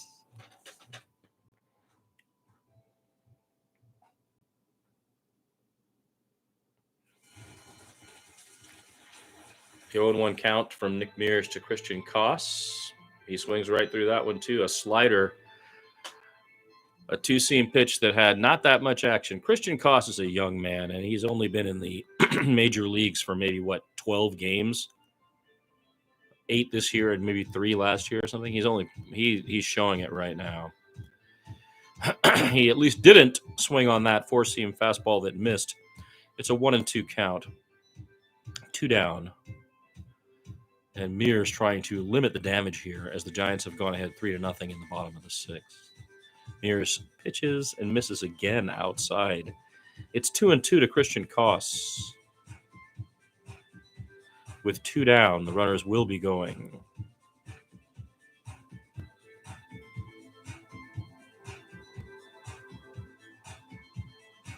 Mears sets. Throws right in the zone. Fouled the 84-mile-an-hour slider into the dirt. And the count remains 2-2.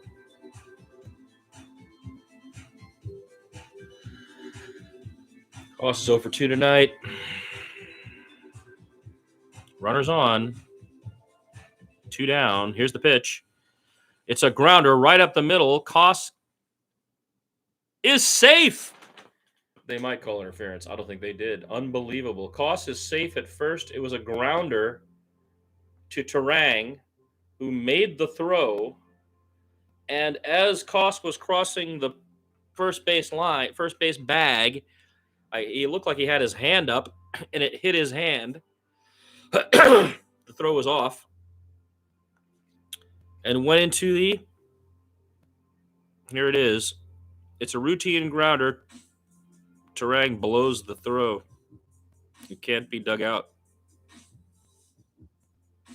Hoskins can't get to it. Run scores. It is 4-0. They're calling it a hit E6. So that's an RBI for the young Christian Koss. He gets an RBI. And what would have been a routine grounder to end the inning does Christian Koss. Now, runners in the corners with 2 down for Mike Yastrzemski. We're back at the top of the order.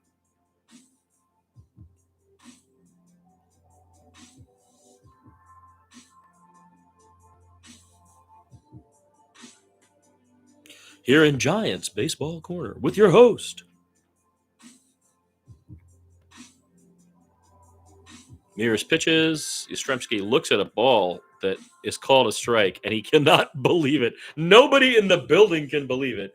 And every time they ask him, he just goes like this. He nods. You got to see this later when you watch this. This guy Walsh is a moron. I mean, this is just a terrible calls. That one is the 4-seamer right at the top of the zone, and Yastrzemski manages to foul it off. It's 0-2. But these calls are insane. I mean, somebody's got to look this up later. Brian Walsh, is that his name? Justin, you looked it up, didn't you? This guy's a clown. The lack of consistency in the zone all night long has been ridiculous. Both sides I'm talking about. Mears deals almost in the exact same place, and Yastrzemski pops it straight out to center field, and the fly out ends the inning, but not before the damage is done. When the Giants, there weren't actually any home runs, which is even more exciting. It wasn't when the Giants come to town. It's bye-bye, baby. It was small ball. Got us 4 runs. 4-0 Giants as we head to the 7th. And Peralta has his worst outing, ERA-wise, of the season.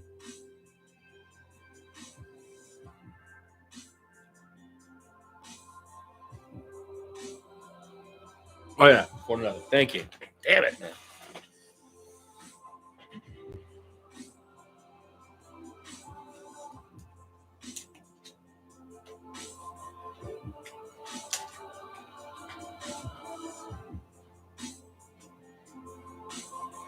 You know, later in the year when I'm doing these really smoothly and everything's operating fine, we will look back and laugh at these early games when it was kind of a clown show. In the corner. Which corner is that? That's Giants Baseball Corner. Found at giantsbaseballcorner.com, which is a blog. There are no ads. It's just my blog. That's all it is. That I've had for 15 years. Where I complain about and praise and enjoy and am frustrated by the game of baseball. Hello, 5th viewer. Welcome. Is that S. Lee? Hi, Cubs fan. Welcome aboard. You're here with Justin, Nicholas, Steve. We are watching as the Giants just took a 4-run lead in the 6th. On small ball, actually. Here comes Logan Webb. First pitch is an 84-mile-an-hour changeup.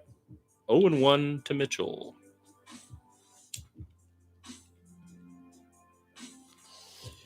Webb deals outside, low and away on the changeup. It's 1-1 to Garrett Mitchell, who has struck out and flied out in this game. Here comes the pitch, high and inside. 2-1.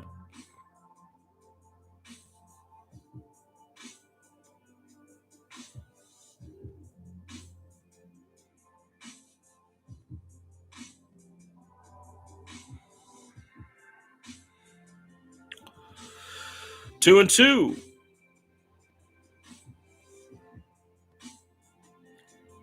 Webb deals inside, and actually kind of a nice pitch there. It was the 86-mile-an-hour changeup.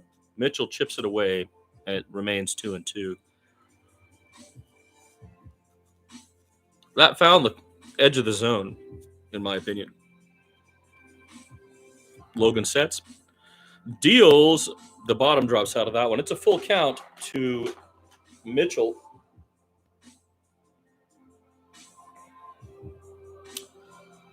The leadoff batter in the top of the 7th, Logan Webb, the sinker, that 2-seamer, that's so great. He fouls it off. The count remains full to Garrett Mitchell. The Giants lead 4-0 here in the top of the 7th. Mitchell grabs an inside-out hit off of the two-seamer. That was well done. It's a base hit. Leadoff single on Logan Webb's 95th pitch of the game. That was well hit, frankly. It was a quick twitch, good read. Inside out, left field, kind of line drive. Okay, here we go. Webb to Ortiz. Inside, 1-0.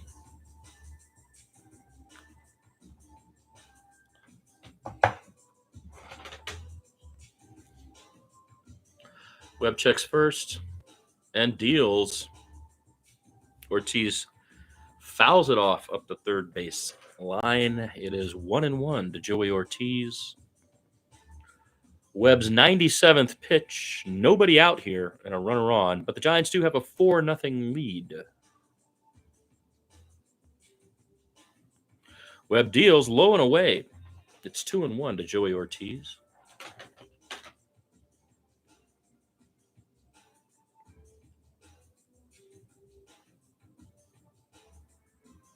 Logan checks first and then throws inside high. Beautiful pitch, actually.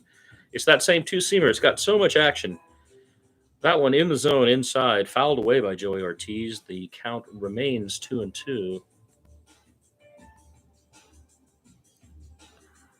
Webb sets and misses away on the sinker. It's a full count to Joey Ortiz. That was Logan Webb's 100th pitch, 32 balls, 68 strikes in tonight's game. His longest inning was the second when he threw 25 pitches. Many have been under 10, under 8. Here's a ball inside, and he walks Joey Ortiz with his 101st pitch, the changeup that missed by about probably 3 inches inside. He's mad. He's slamming the rosin bag to the ground. Here comes JP Martinez to chat with him, Giants pitching coach.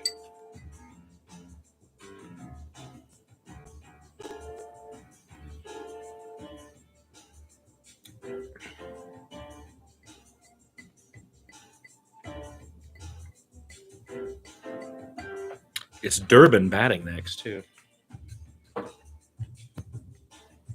Webb on 101 pitches.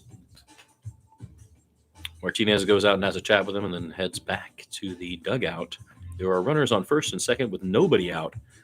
Logan Webb on his 101st pitch in the top of the 7th. And the young Durbin looks at a 93-mile-an-hour two-seamer. It's 0-1.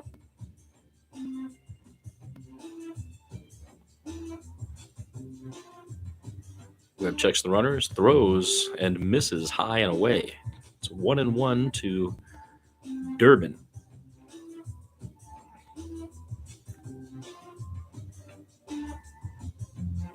Logan throws. That's a good pitch. It's that same two-seamer fouled away. 1-2.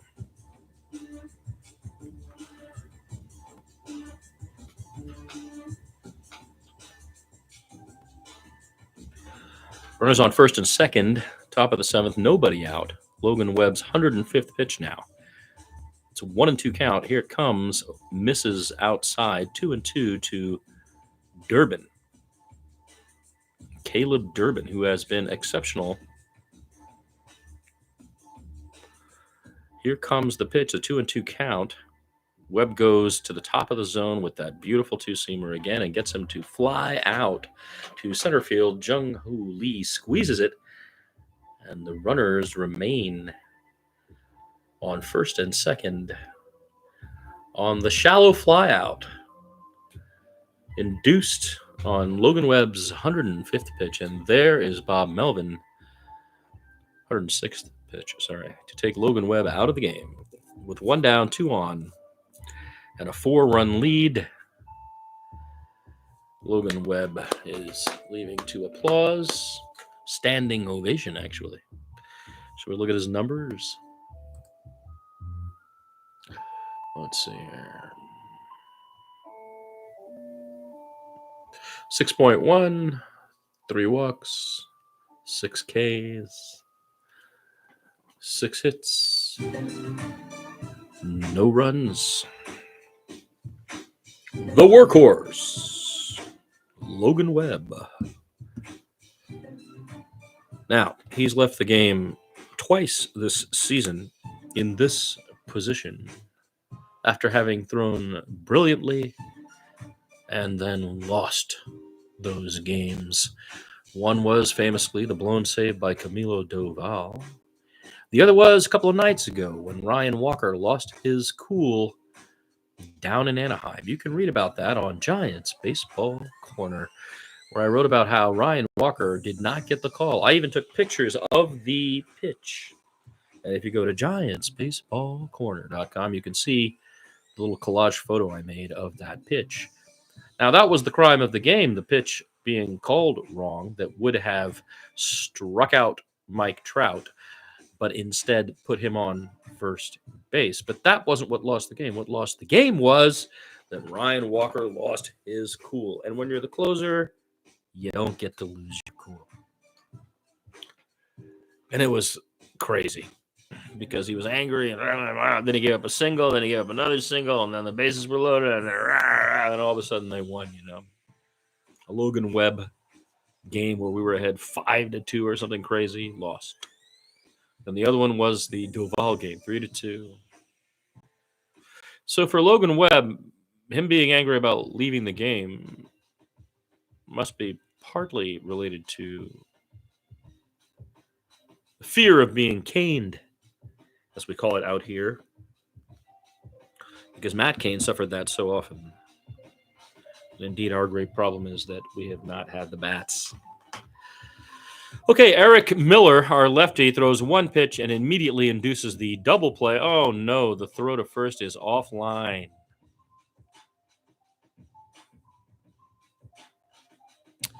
Turang swings on the first pitch, grounds it to Adames, who throws it to Koss for the one out. Koss blows the relay.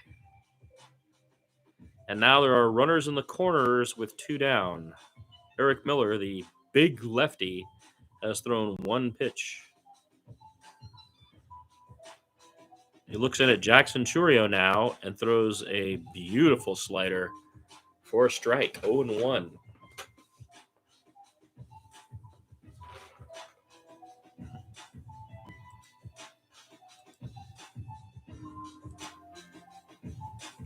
Oh, a little bloop hit right back up to Logan Webb. How about that? Tiny little dribbler on the next pitch. To Eric Miller. Third pitch of the sequence is a little, what do they call it? Baltimore. Don't they call that the Baltimore? You guys know what the Baltimore is? Isn't that what it's called? Does anybody here know what the Baltimore is? When you hit it down and it hits the plate and it goes up? Well, but that did that, and the ball died, and Webb just grabbed it and threw him out. So Eric Miller, who came in for Logan Webb on his fourth pitch, ended the inning, allowing no runs to cross. And we go to the 8th. No, bottom of the 7th, sorry. Oh, it's time for the stretch, is it? Should we sing the stretch, guys? Yeah, we can sing the stretch. You guys want to sing the stretch?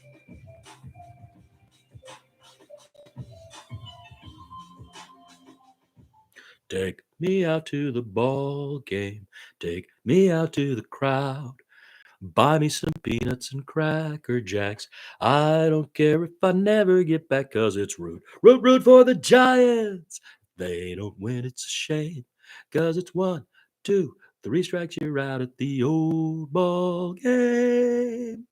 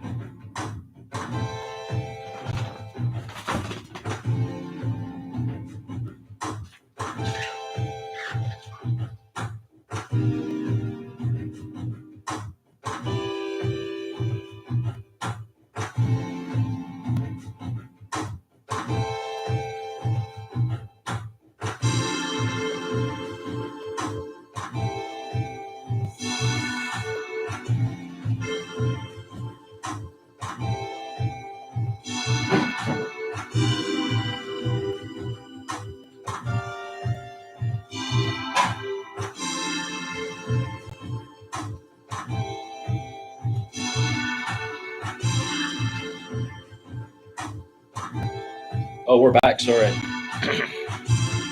It is Adamas at the plate, who is 1 for 3.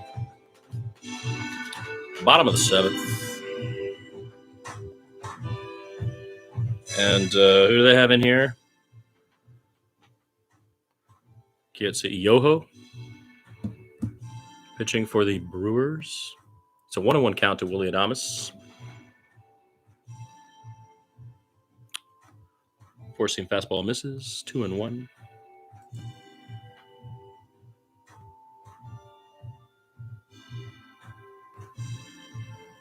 That's a nice pitch. A changeup at 77 miles an hour falls right into the pocket. Swing and a miss. 2-2 to Willie Adamas.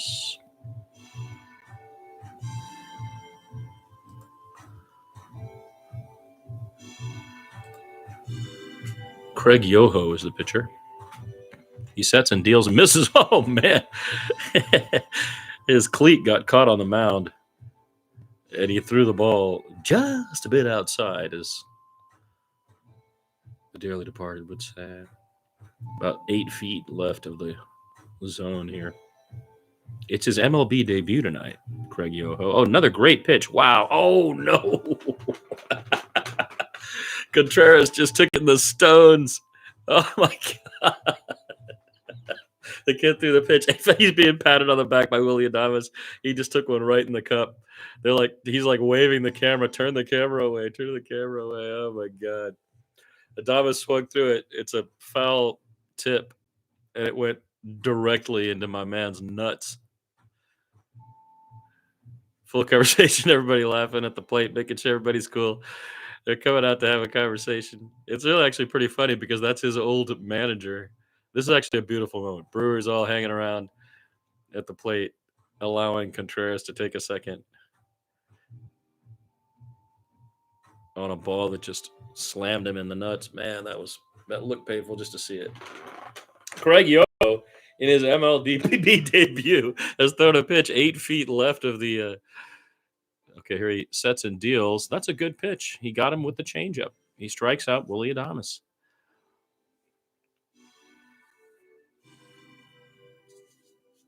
But not before a little bit of damage to the huevos of poor. Actually, he's not that poor. Look at him. He's right back out there. He's got a Buster Posey attitude. He doesn't give a shit. Okay, now, with one down, it is the most exciting player in baseball, Jung-Hoo Lee, who is 2 for 3 tonight, against Craig Yoho in his MLB debut. First pitch strike, 0-1. Yoho goes inside, and it's fouled off by Jung-Hoo Lee. 0-2. Excuse me. Craig Yoho to Jung-Hoo Lee. That ball drops. It's that same changeup, but it didn't even make it to the plate. He didn't even show enough to make it to the plate.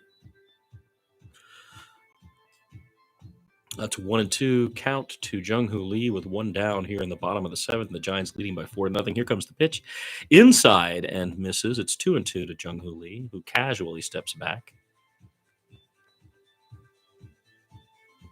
Craig Yoho, in his Major League debut, throws inside and fills the count to Jung-Hoo Lee with one down here in the bottom of the 7th. He sets, throws. Jung-Hoo swings and manages a little dribbler back to the mound, which Craig Yoho cannot field. No play at first. Yoho could not grab it with his glove. He tried to scoot it, and he didn't, and then he just stood there, and he was kind of mad, and he walked back to the mound. So I don't think they're going to call. Yeah, they scored it a hit. It's going to be an infield hit for Jung-Hoo Lee off of the brand new major leaguer, Craig Yoho, who pitches now and misses low with the four-seam fastball. It's 1-0 to Matt Chapman. With a runner on first, here comes the pitch. Chapman fouls it off. It's 1-1 with Jung-Hoo Lee on first. I wonder if Bob will send him now. Especially with a rookie. I mean, young guy on the mound. Here we go. Craig Yoho looks in, gets the sign, throws it. Oh, wow, what a pretty pitch. That was a 75-mile. It was like an ephus, but not really. It was a sweeper. That thing went like this. It went like this. That's a pretty pitch this kid has. Craig Yoho, 1-2 to Matt Chapman now. He struck out Adonis. Jung-Hoo Lee got a hit off him. And now Matt Chapman takes high and inside, 2-2. Here in the bottom of the seventh, the score is 4-0 Giants. There's one down. Major League debut of Craig Yoho, who sets, deals. Chapman fouls it away. The heater. He's throwing at about 93. But his command has these 75 mile an hour, 78 mile an hour pitches that are breaking balls. Yoho deals inside. It is a full count to Matt Chapman.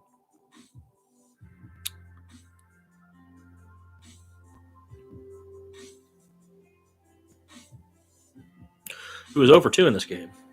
He had a walk in the sixth and has scored a run. Well outside, he walks Matt Chapman. With one down, there are now 2 on.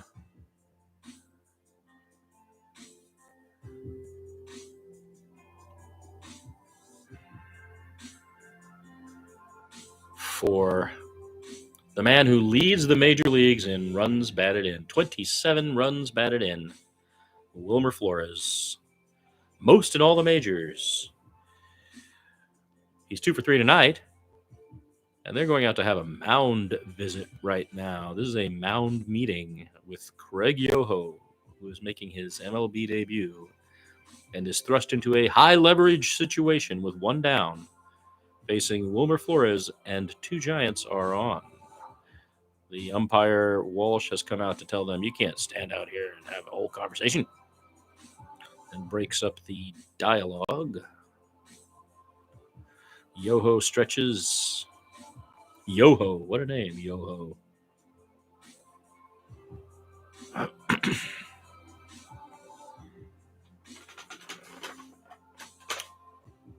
So Wilmer Flores facing Craig Yoho here in the bottom of the seventh with 2 on and 1 down. Here's the pitch. Well outside on the changeup. It's 1-0 to Flores. They might have told him you can walk him with 1 down because Wilmer can't run. The next pitch is also outside, a changeup. Flores not even, the bat hasn't left his shoulder. 2-0. There's the pitch.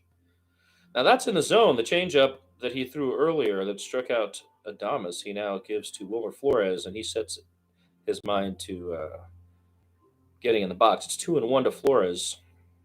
Here's the pitch. That's inside. They make a throw to third, and they get Jung-Hoo Lee. Bob sent Jung-Hoo Lee, not a double steal, just Jung-Hoo Lee. And the very impressive William Contreras guns him down. The pitch was a strike, and that ball is right on the money. William Contreras is an incredible defensive catcher, I got to say. That's a great play. And on the very next pitch, Wilmer Flores drives one deep, but it is caught in center field, and that will end the inning. Hey, pretty impressive major league debut for young Craig Yoho, who did not lose his head in a high-pressure situation.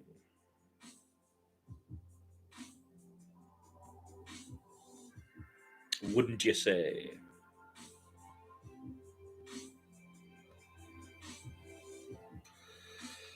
All right, well,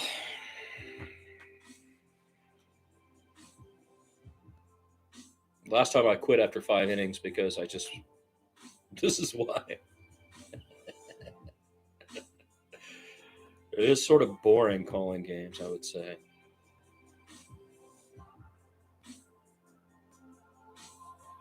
But I decided we're going to stay up and do this whole thing. Why not? It's actually a quick one, as was pointed out earlier by somebody, Nicholas, I believe.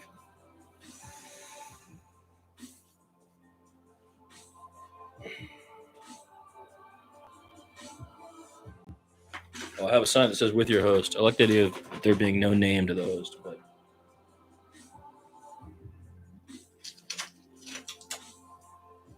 there's a sign that says "with your host." Julia. Look at that go.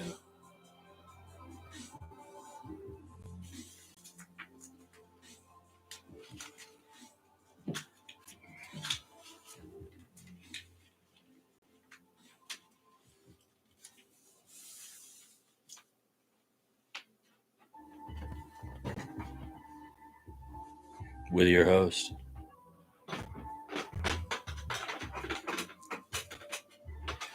Well, this is a 2-hour cast, friends. I have not done a 2-hour cast in many years. I used to be on the radio in Los Angeles, and in LA, I must have done a 2-hour cast. That's possible. But for not having done it in 20 years, it's kind of... Okay, here we go. Christian Yelich leading off against the Submariner Tyler Rogers here in the top of the 8th, who immediately goes ahead 0-1. Rogers with that unique action, of course. His knuckles just 6 inches from the ground of the mound. Misses there. 1-1 to Yelich. Here comes the pitch, and Yelich fouls it off. It's 1-2. Yelich had a grand slam last night. Here in the top of the 8th with nobody on, not much of a threat. Here comes the pitch. Tyler gives him that sinker, and Yelich manages to chip it away, so the count stays 1-2.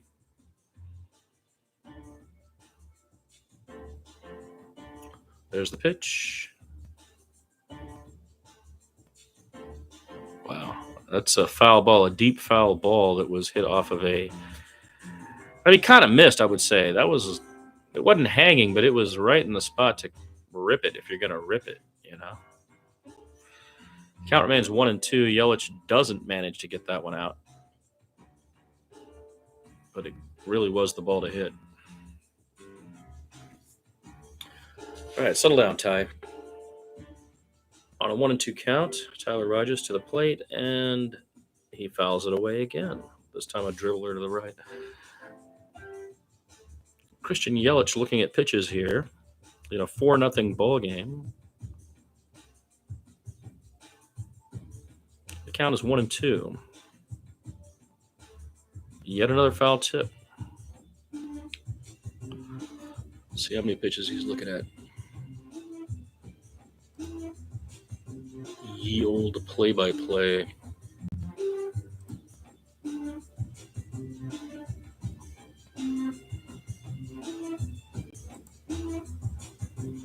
It's 1-2 count to Christian Yelich with nobody out in the top of the 8th. Tyler Rogers deals. It is dribbled barely up the first base line. It remains fair. And Patrick Bailey picks it up and throws out Christian Yelich for the first out of the 8th. But it was a 9-pitch at-bat for Yelich. That ball was 3 inches inside the line and rolling at a speed of a millimeter an hour, I think. Just a dribbler came off the bat. William Contreras, who gunned down Jung-Hoo Lee at third to end the previous inning, is now at the plate. Took a strike. 0-1. Ty deals inside. 1-1.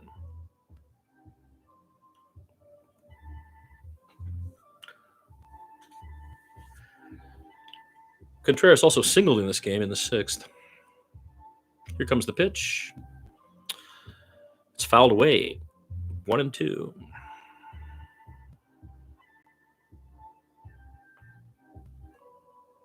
With one down at the top of the 8th and the Giants leading 4-0, Tyler Rogers sets,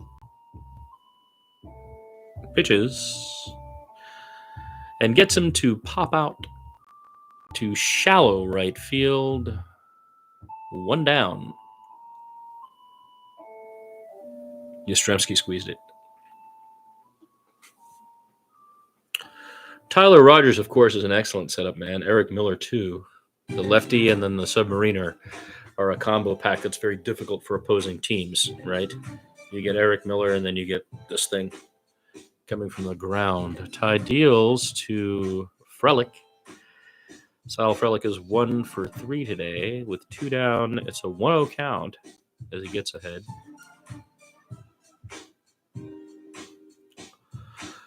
Rogers right up the middle. Nice play. Willie Adames grabs the grounder, picks it up, spins around, and guns him down. A beautiful play by Willie Adames to get the speedy Frelick and end the inning. Now that was a pretty play by Willie Adames at short. Diving to his left, he snags the grounder, leaps up, spins around, and guns down the runner. Backpedaling with a big smile on his face. All righty, there you go. Tyler Rogers, 3 up, 3 down. And we go to the bottom of the 8th with Elliot Ramos, Lamont Wade Jr., and Patrick Bailey batting, unless Bomel decides to give some guys some rest, which he has been doing. And again, we should talk about Bob Melvin. I am impressed. He is smart. He makes rational decisions. He uses the springtime well. So one of the things that we have now is a guy who has managed in the American League. I'm going to say this again. Nothing matters. All the statistics are a joke because the DH didn't even exist. We've only had the DH for 2 years. So what you need is a guy who has managed in the AL. His comprehension of the chess match of the DH is much better than Gabe Kapler, certainly. Who, in my opinion, I think I could have managed better than Gabe Kapler. I'm not even trying to be weird about it. I just believe that. But anyway, with Bob Melvin, you get this shifting of players here in spring to force them into high leverage, to force them to confront themselves. I like that. I like that he's doing that. He left Jordan Hicks out there. He didn't have to leave him out there. He left him out there to make him deal with it. He's got to deal with it. We don't even really have a starting rotation. It's our bullpen that's so strong. You know, we're a team that has a good bullpen and a good infield. That's it. So our starting rotation right now is Logan Webb, Robbie Ray, I think should be second, as I've said before. And then Verlander, and then Hicks. So it falls off precipitously after Logan Webb. And then we're using Landon Rope, who has been a gem, a real surprise. Landon Rope, don't bring me down. Rope is the tagline. Okay, here we go. This is Hudson coming in to pitch for the Brewers to Elliot Ramos. First pitch strike, 0-1. Brian Hudson, 10 games this year. He has an 0-1 record, 2 holds. He deals a heater, which is fouled off deep to right, and that's 0-2 to Elliot Ramos.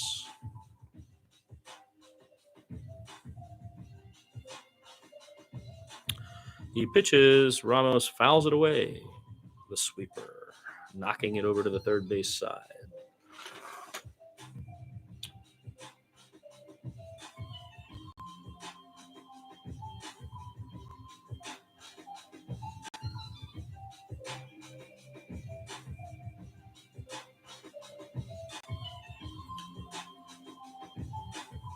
Hudson looks, deals. It's a good pitch. It looks like, did he make contact? Yeah. Oh, he didn't make contact, so it was low, 1-2. It must have hit his glove and fallen off is what happened. Yeah, it hit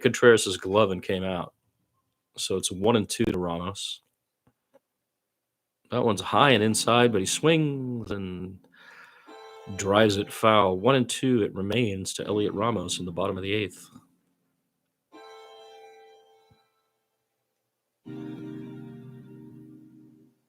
Hudson looks in and throws a nice pitch, a four-seam fastball that catches the outside edge. It's called a ball. Okay, guys, I don't know what's going on behind home plate. I don't know if you guys have listened to anybody else tonight or if anybody else has seen what I've seen, but this guy's insane. That was a strike, and he called it a ball. It's 2-2, and now he's lost it. He throws it an 80-mile-an-hour sweeper at the right knee of Contreras, and it's a full count to Elliot Ramos. I don't think this guy Walsh knows what he's doing.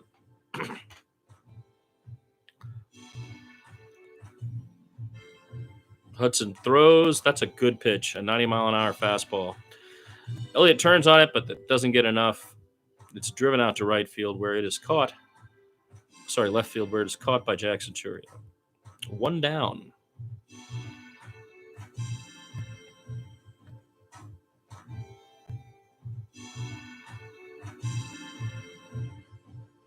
This is Giants Baseball Corner with your host. It's the bottom of the 8th. There's one out. Lamont Wade Jr. is at the plate. The Giants lead 4-0 at Oracle Park.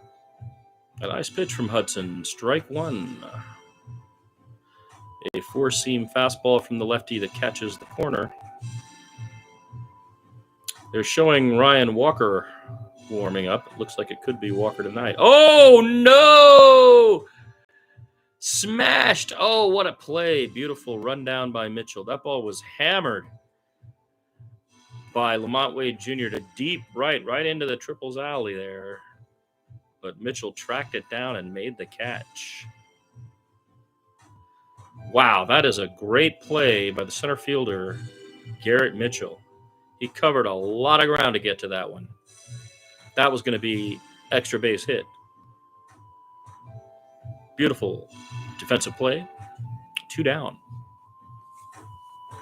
Patrick Bailey at the plate facing Brian Hudson. Yeah, there's some wheels on your center fielder there. Brew Crew crowd. Hudson deals. Bailey takes. It's a strike. 1-1.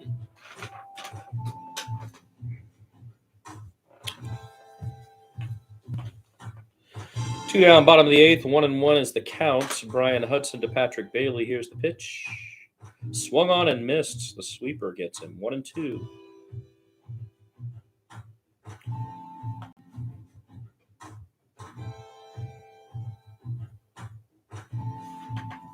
Here's the pitch. Low. Beautiful. The same pitch, but swung on and missed by Patrick Bailey.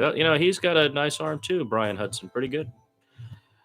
Manages it. But, the two errors by the Milwaukee Brewers tonight stand out as the glaring difference in this game right now. Both Pens have pitched well.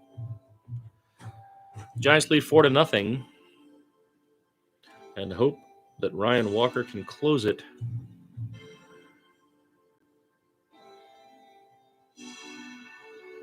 Oh, this is a good game. I think this is a good game between two pretty decent, small market National League teams. And even last night's game, which was a blowout, was like that until it became a blowout. And the night before was like that. I think that the Brewers came to our town, in my opinion, and they said, you better be sharp because we're going to run, we're going to steal bases. They lead the league in stealing bases, 34. And we're going to make you have to play D. But then what happened was they themselves, when Bob Melvin responded with, okay, we'll try to go toe-to-toe, I think they themselves on the road struggled to perform defensively. And as Steve said earlier, was it Steve who said we outsmall the small ballers? Someone said that. Maybe it was Nicholas who said that. But I think tonight that is what happened. The Giants have managed without the long ball, really with no very deep hit balls at all. The errors by the Brewers are really the difference in this game.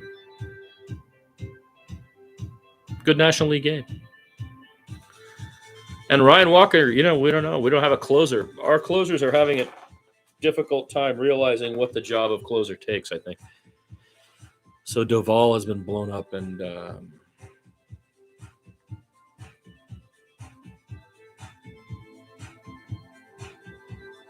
well, that play by Mitchell, Nicholas, was great on Lamont Wade's deep drive there. Okay, here we go. Ryan Walker, he's 0-1, and his last outing was a nightmare.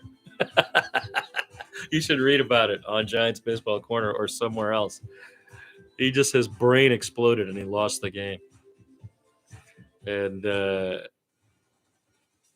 now he's out there with a 4-run lead, trying to get the save.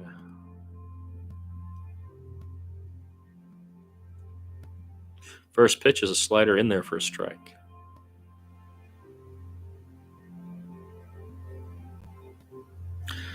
It's Hoskins that he's facing, sorry. Rice Hoskins. Second pitch, a lot of action on that ball, but it misses outside. 1-1. That was the sinker.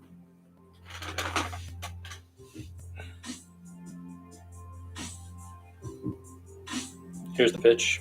Inside, missed wildly. Hoskins got out of the way, though. 2-1.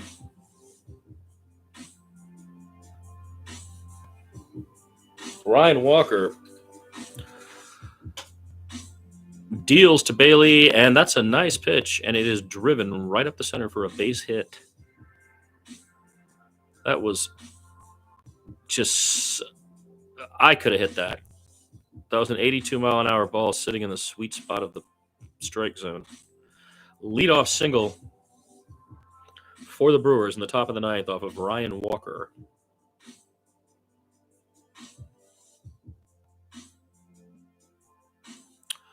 S. Lee, there's some videos on YouTube you can watch, I'm sure. And once you gather the basics, you'll get it. The motion of the ball up or down or side is part of those two-seamers. And then, heaters are just heaters. You can see them. But hang on, we'll get to that later. Right now, there's one on with nobody out. And Ryan Walker can't seem to find the zone. Here's the pitch. That's in there for a strike. 0-1, the sinker looked good. This is Garrett Mitchell, who made that great catch in center field. 0-1. Walker sets. Deals. And Mitchell chips it away. That would have been a ball. That was that rising two-seamer. It is 0-2.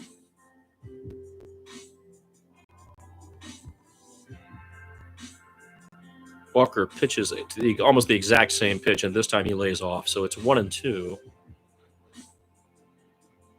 to Garrett Mitchell with a runner on in the top of the ninth with a 4-0 lead. That's a great pitch. He strikes him out with the sinker, 96 miles an hour. It would have been on his wrist if he tried to swing at it. That's exactly where you want to put that. Okay, 1 down, 1 on. And Ryan Walker has pitched 8 pitches. And now faces Jake Bowers. So Bowers must be coming in off the bench, eh? Yeah, this is a good National League game.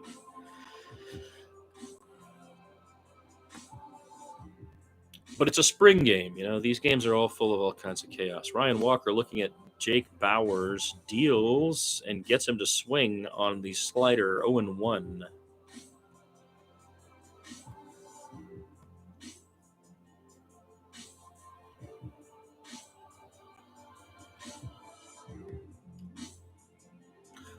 He deals well inside, but trapped by Patrick Bailey. The runner stays.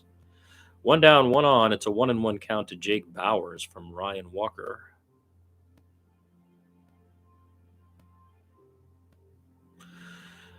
And Durbin is on deck. Here's the pitch. High and outside with the sinker that time. 2-1 as Bowers lays off it. Now, this is a much tougher out, isn't it? 2-1 to Bowers. Ryan sets and throws. He misses low and out by about 3 inches, the ball's length, and it's called a strike by Walsh. I got to tell you, I've never called a game, or haven't called a game like this ever. And tonight's game has been just full with the most bullshit calls from behind the plate that I am going to look at this after the game, and we're going to write about it because it's crazy. Okay, it's a 2-2 count. Walker deals. He misses with the slider, and it's full.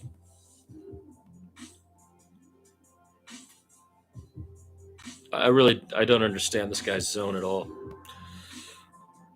Okay, runner on, 1 down. It's a full count. Ryan Walker to Bowers. And Bowers gets it past the diving Christian Koss for a base hit to right field. Jung-Hoo Lee is hurling the ball back into second. And there will be runners in the corners with 1 down. Ouch.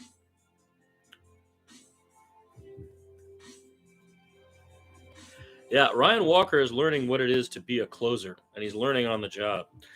That was a line drive right up the middle past the diving Christian Koss. I don't know if Tyler Fitzgerald would have made that play. You can't say. Runners in the corners. 1 down. Here's the pitch. It's a dribbling grounder by Durbin. Foul. 0-1. Caleb Durbin. Man, he swung at that like he wanted to be the hero.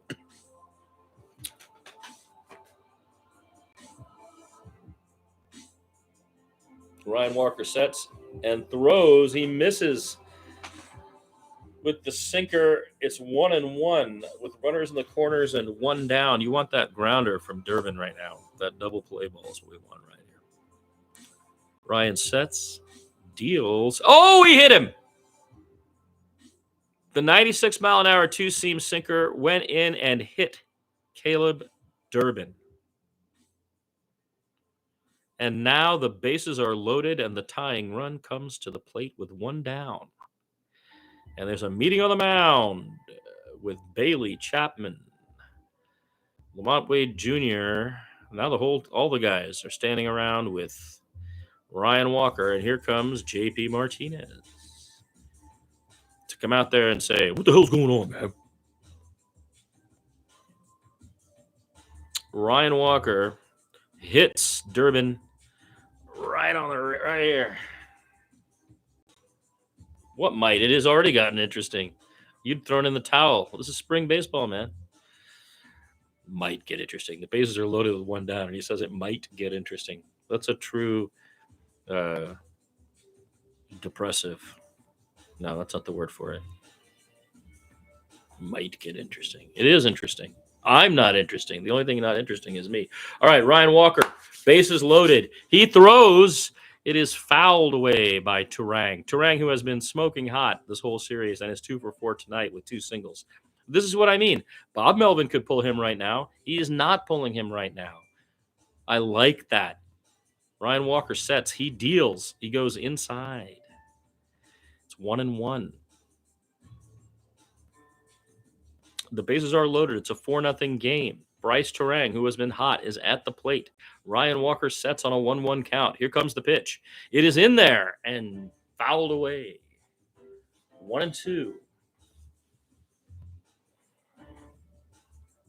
Bryce Turang has 3 grand slams in his career. And with bases loaded, 37 ABs with bases loaded, has a 216 average. It is 1-2. Ryan Walker sets. And he throws. It is low. 2-2. Bases are juiced. 1 down. The score is 4-0. The tying run is at the plate. In the form of one Bryce Turang, who is 2 for 4 tonight with 2 singles. Ryan Walker stares him down and throws it in. It's a beautiful pitch. 96-mile-an-hour sinker driven to right field, and that will drive in 2 runs as it is a ground rule double bouncing off the track, ending the scoreless night for the Brewers. It is now 4-2. 4-2. as Ryan Walker fails to deliver. He has not yet blown the save, mind you, but yeah, that's right, Nicholas. Yeah, we're like that too. But I'm trying to be more positive as time passes. All right, well there you go. You just played it too, my friend, against Ryan Walker, and we're gonna pull Ryan Walker now.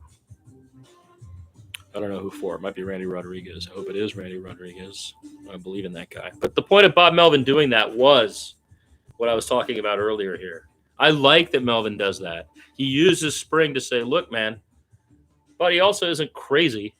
Now it's a 2-run game, So I'm a big Bob Melvin fan. I hated Gabe Kapler. I felt like I could manage better than Gabe Kapler. And it is a pleasure to have a guy who really thinks about things. And he also trusts guys, but knows when not to trust them. And he forces dudes to do things they don't want to do, which is, I think, really important at this time of year. You can't do it later in the year if you haven't been thrust into high leverage situations at this time of year. That's kind of what I'm thinking, as it were.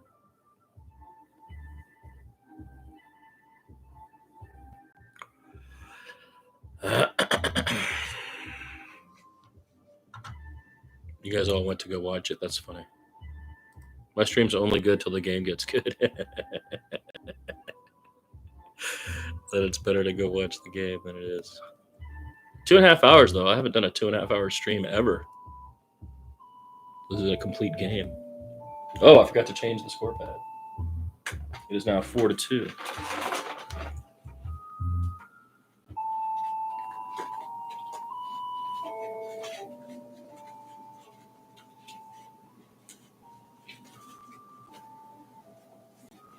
The Milwaukee Brewers have managed to keep Ryan Walker shook as Bryce Terang drives in 2 runs on a ground rule double ripped to left field.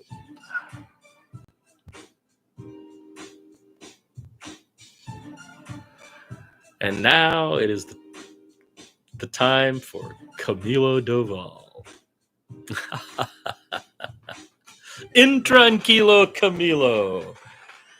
The man who causes rage in the faces of so many Giants fans for blown saves, but who has all the talent in the world. He deals and gets a swing and a miss from Jackson Chourio. 0-1 on the slider from Camilo Doval. The score is 4-2. There are runners in scoring position, second and third. Jackson Chourio is at the plate. Doval serves him the 88-mile-an-hour slider, which he fouls off. It is now 0-2 to Jackson Chourio. And Doval has yet to throw one of his patented high-speed pitches. That's good.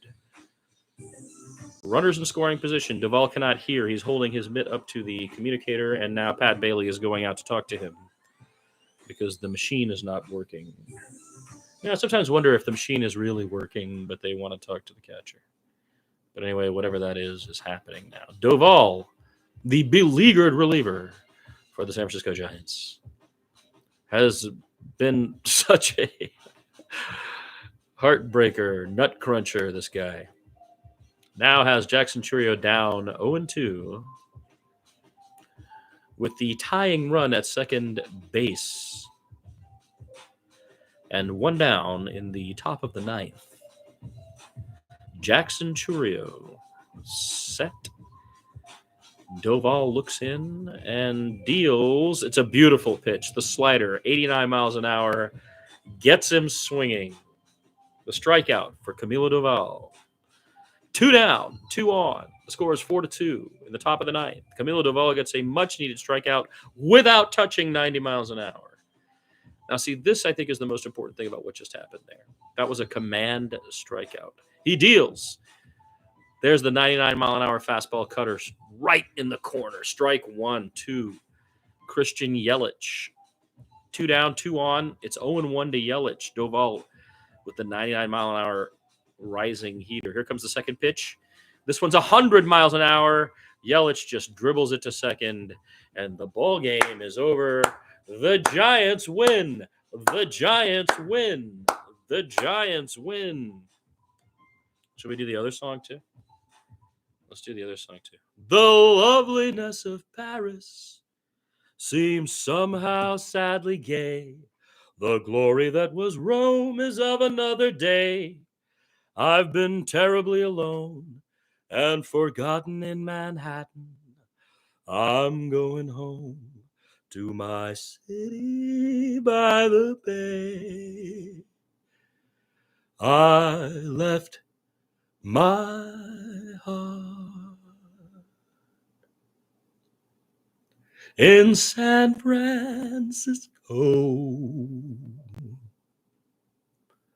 high on a hill. It calls to me to beware little cable cars. Climb halfway to the stars. The morning fog may chill the air. I don't care, my love waits there in San Francisco,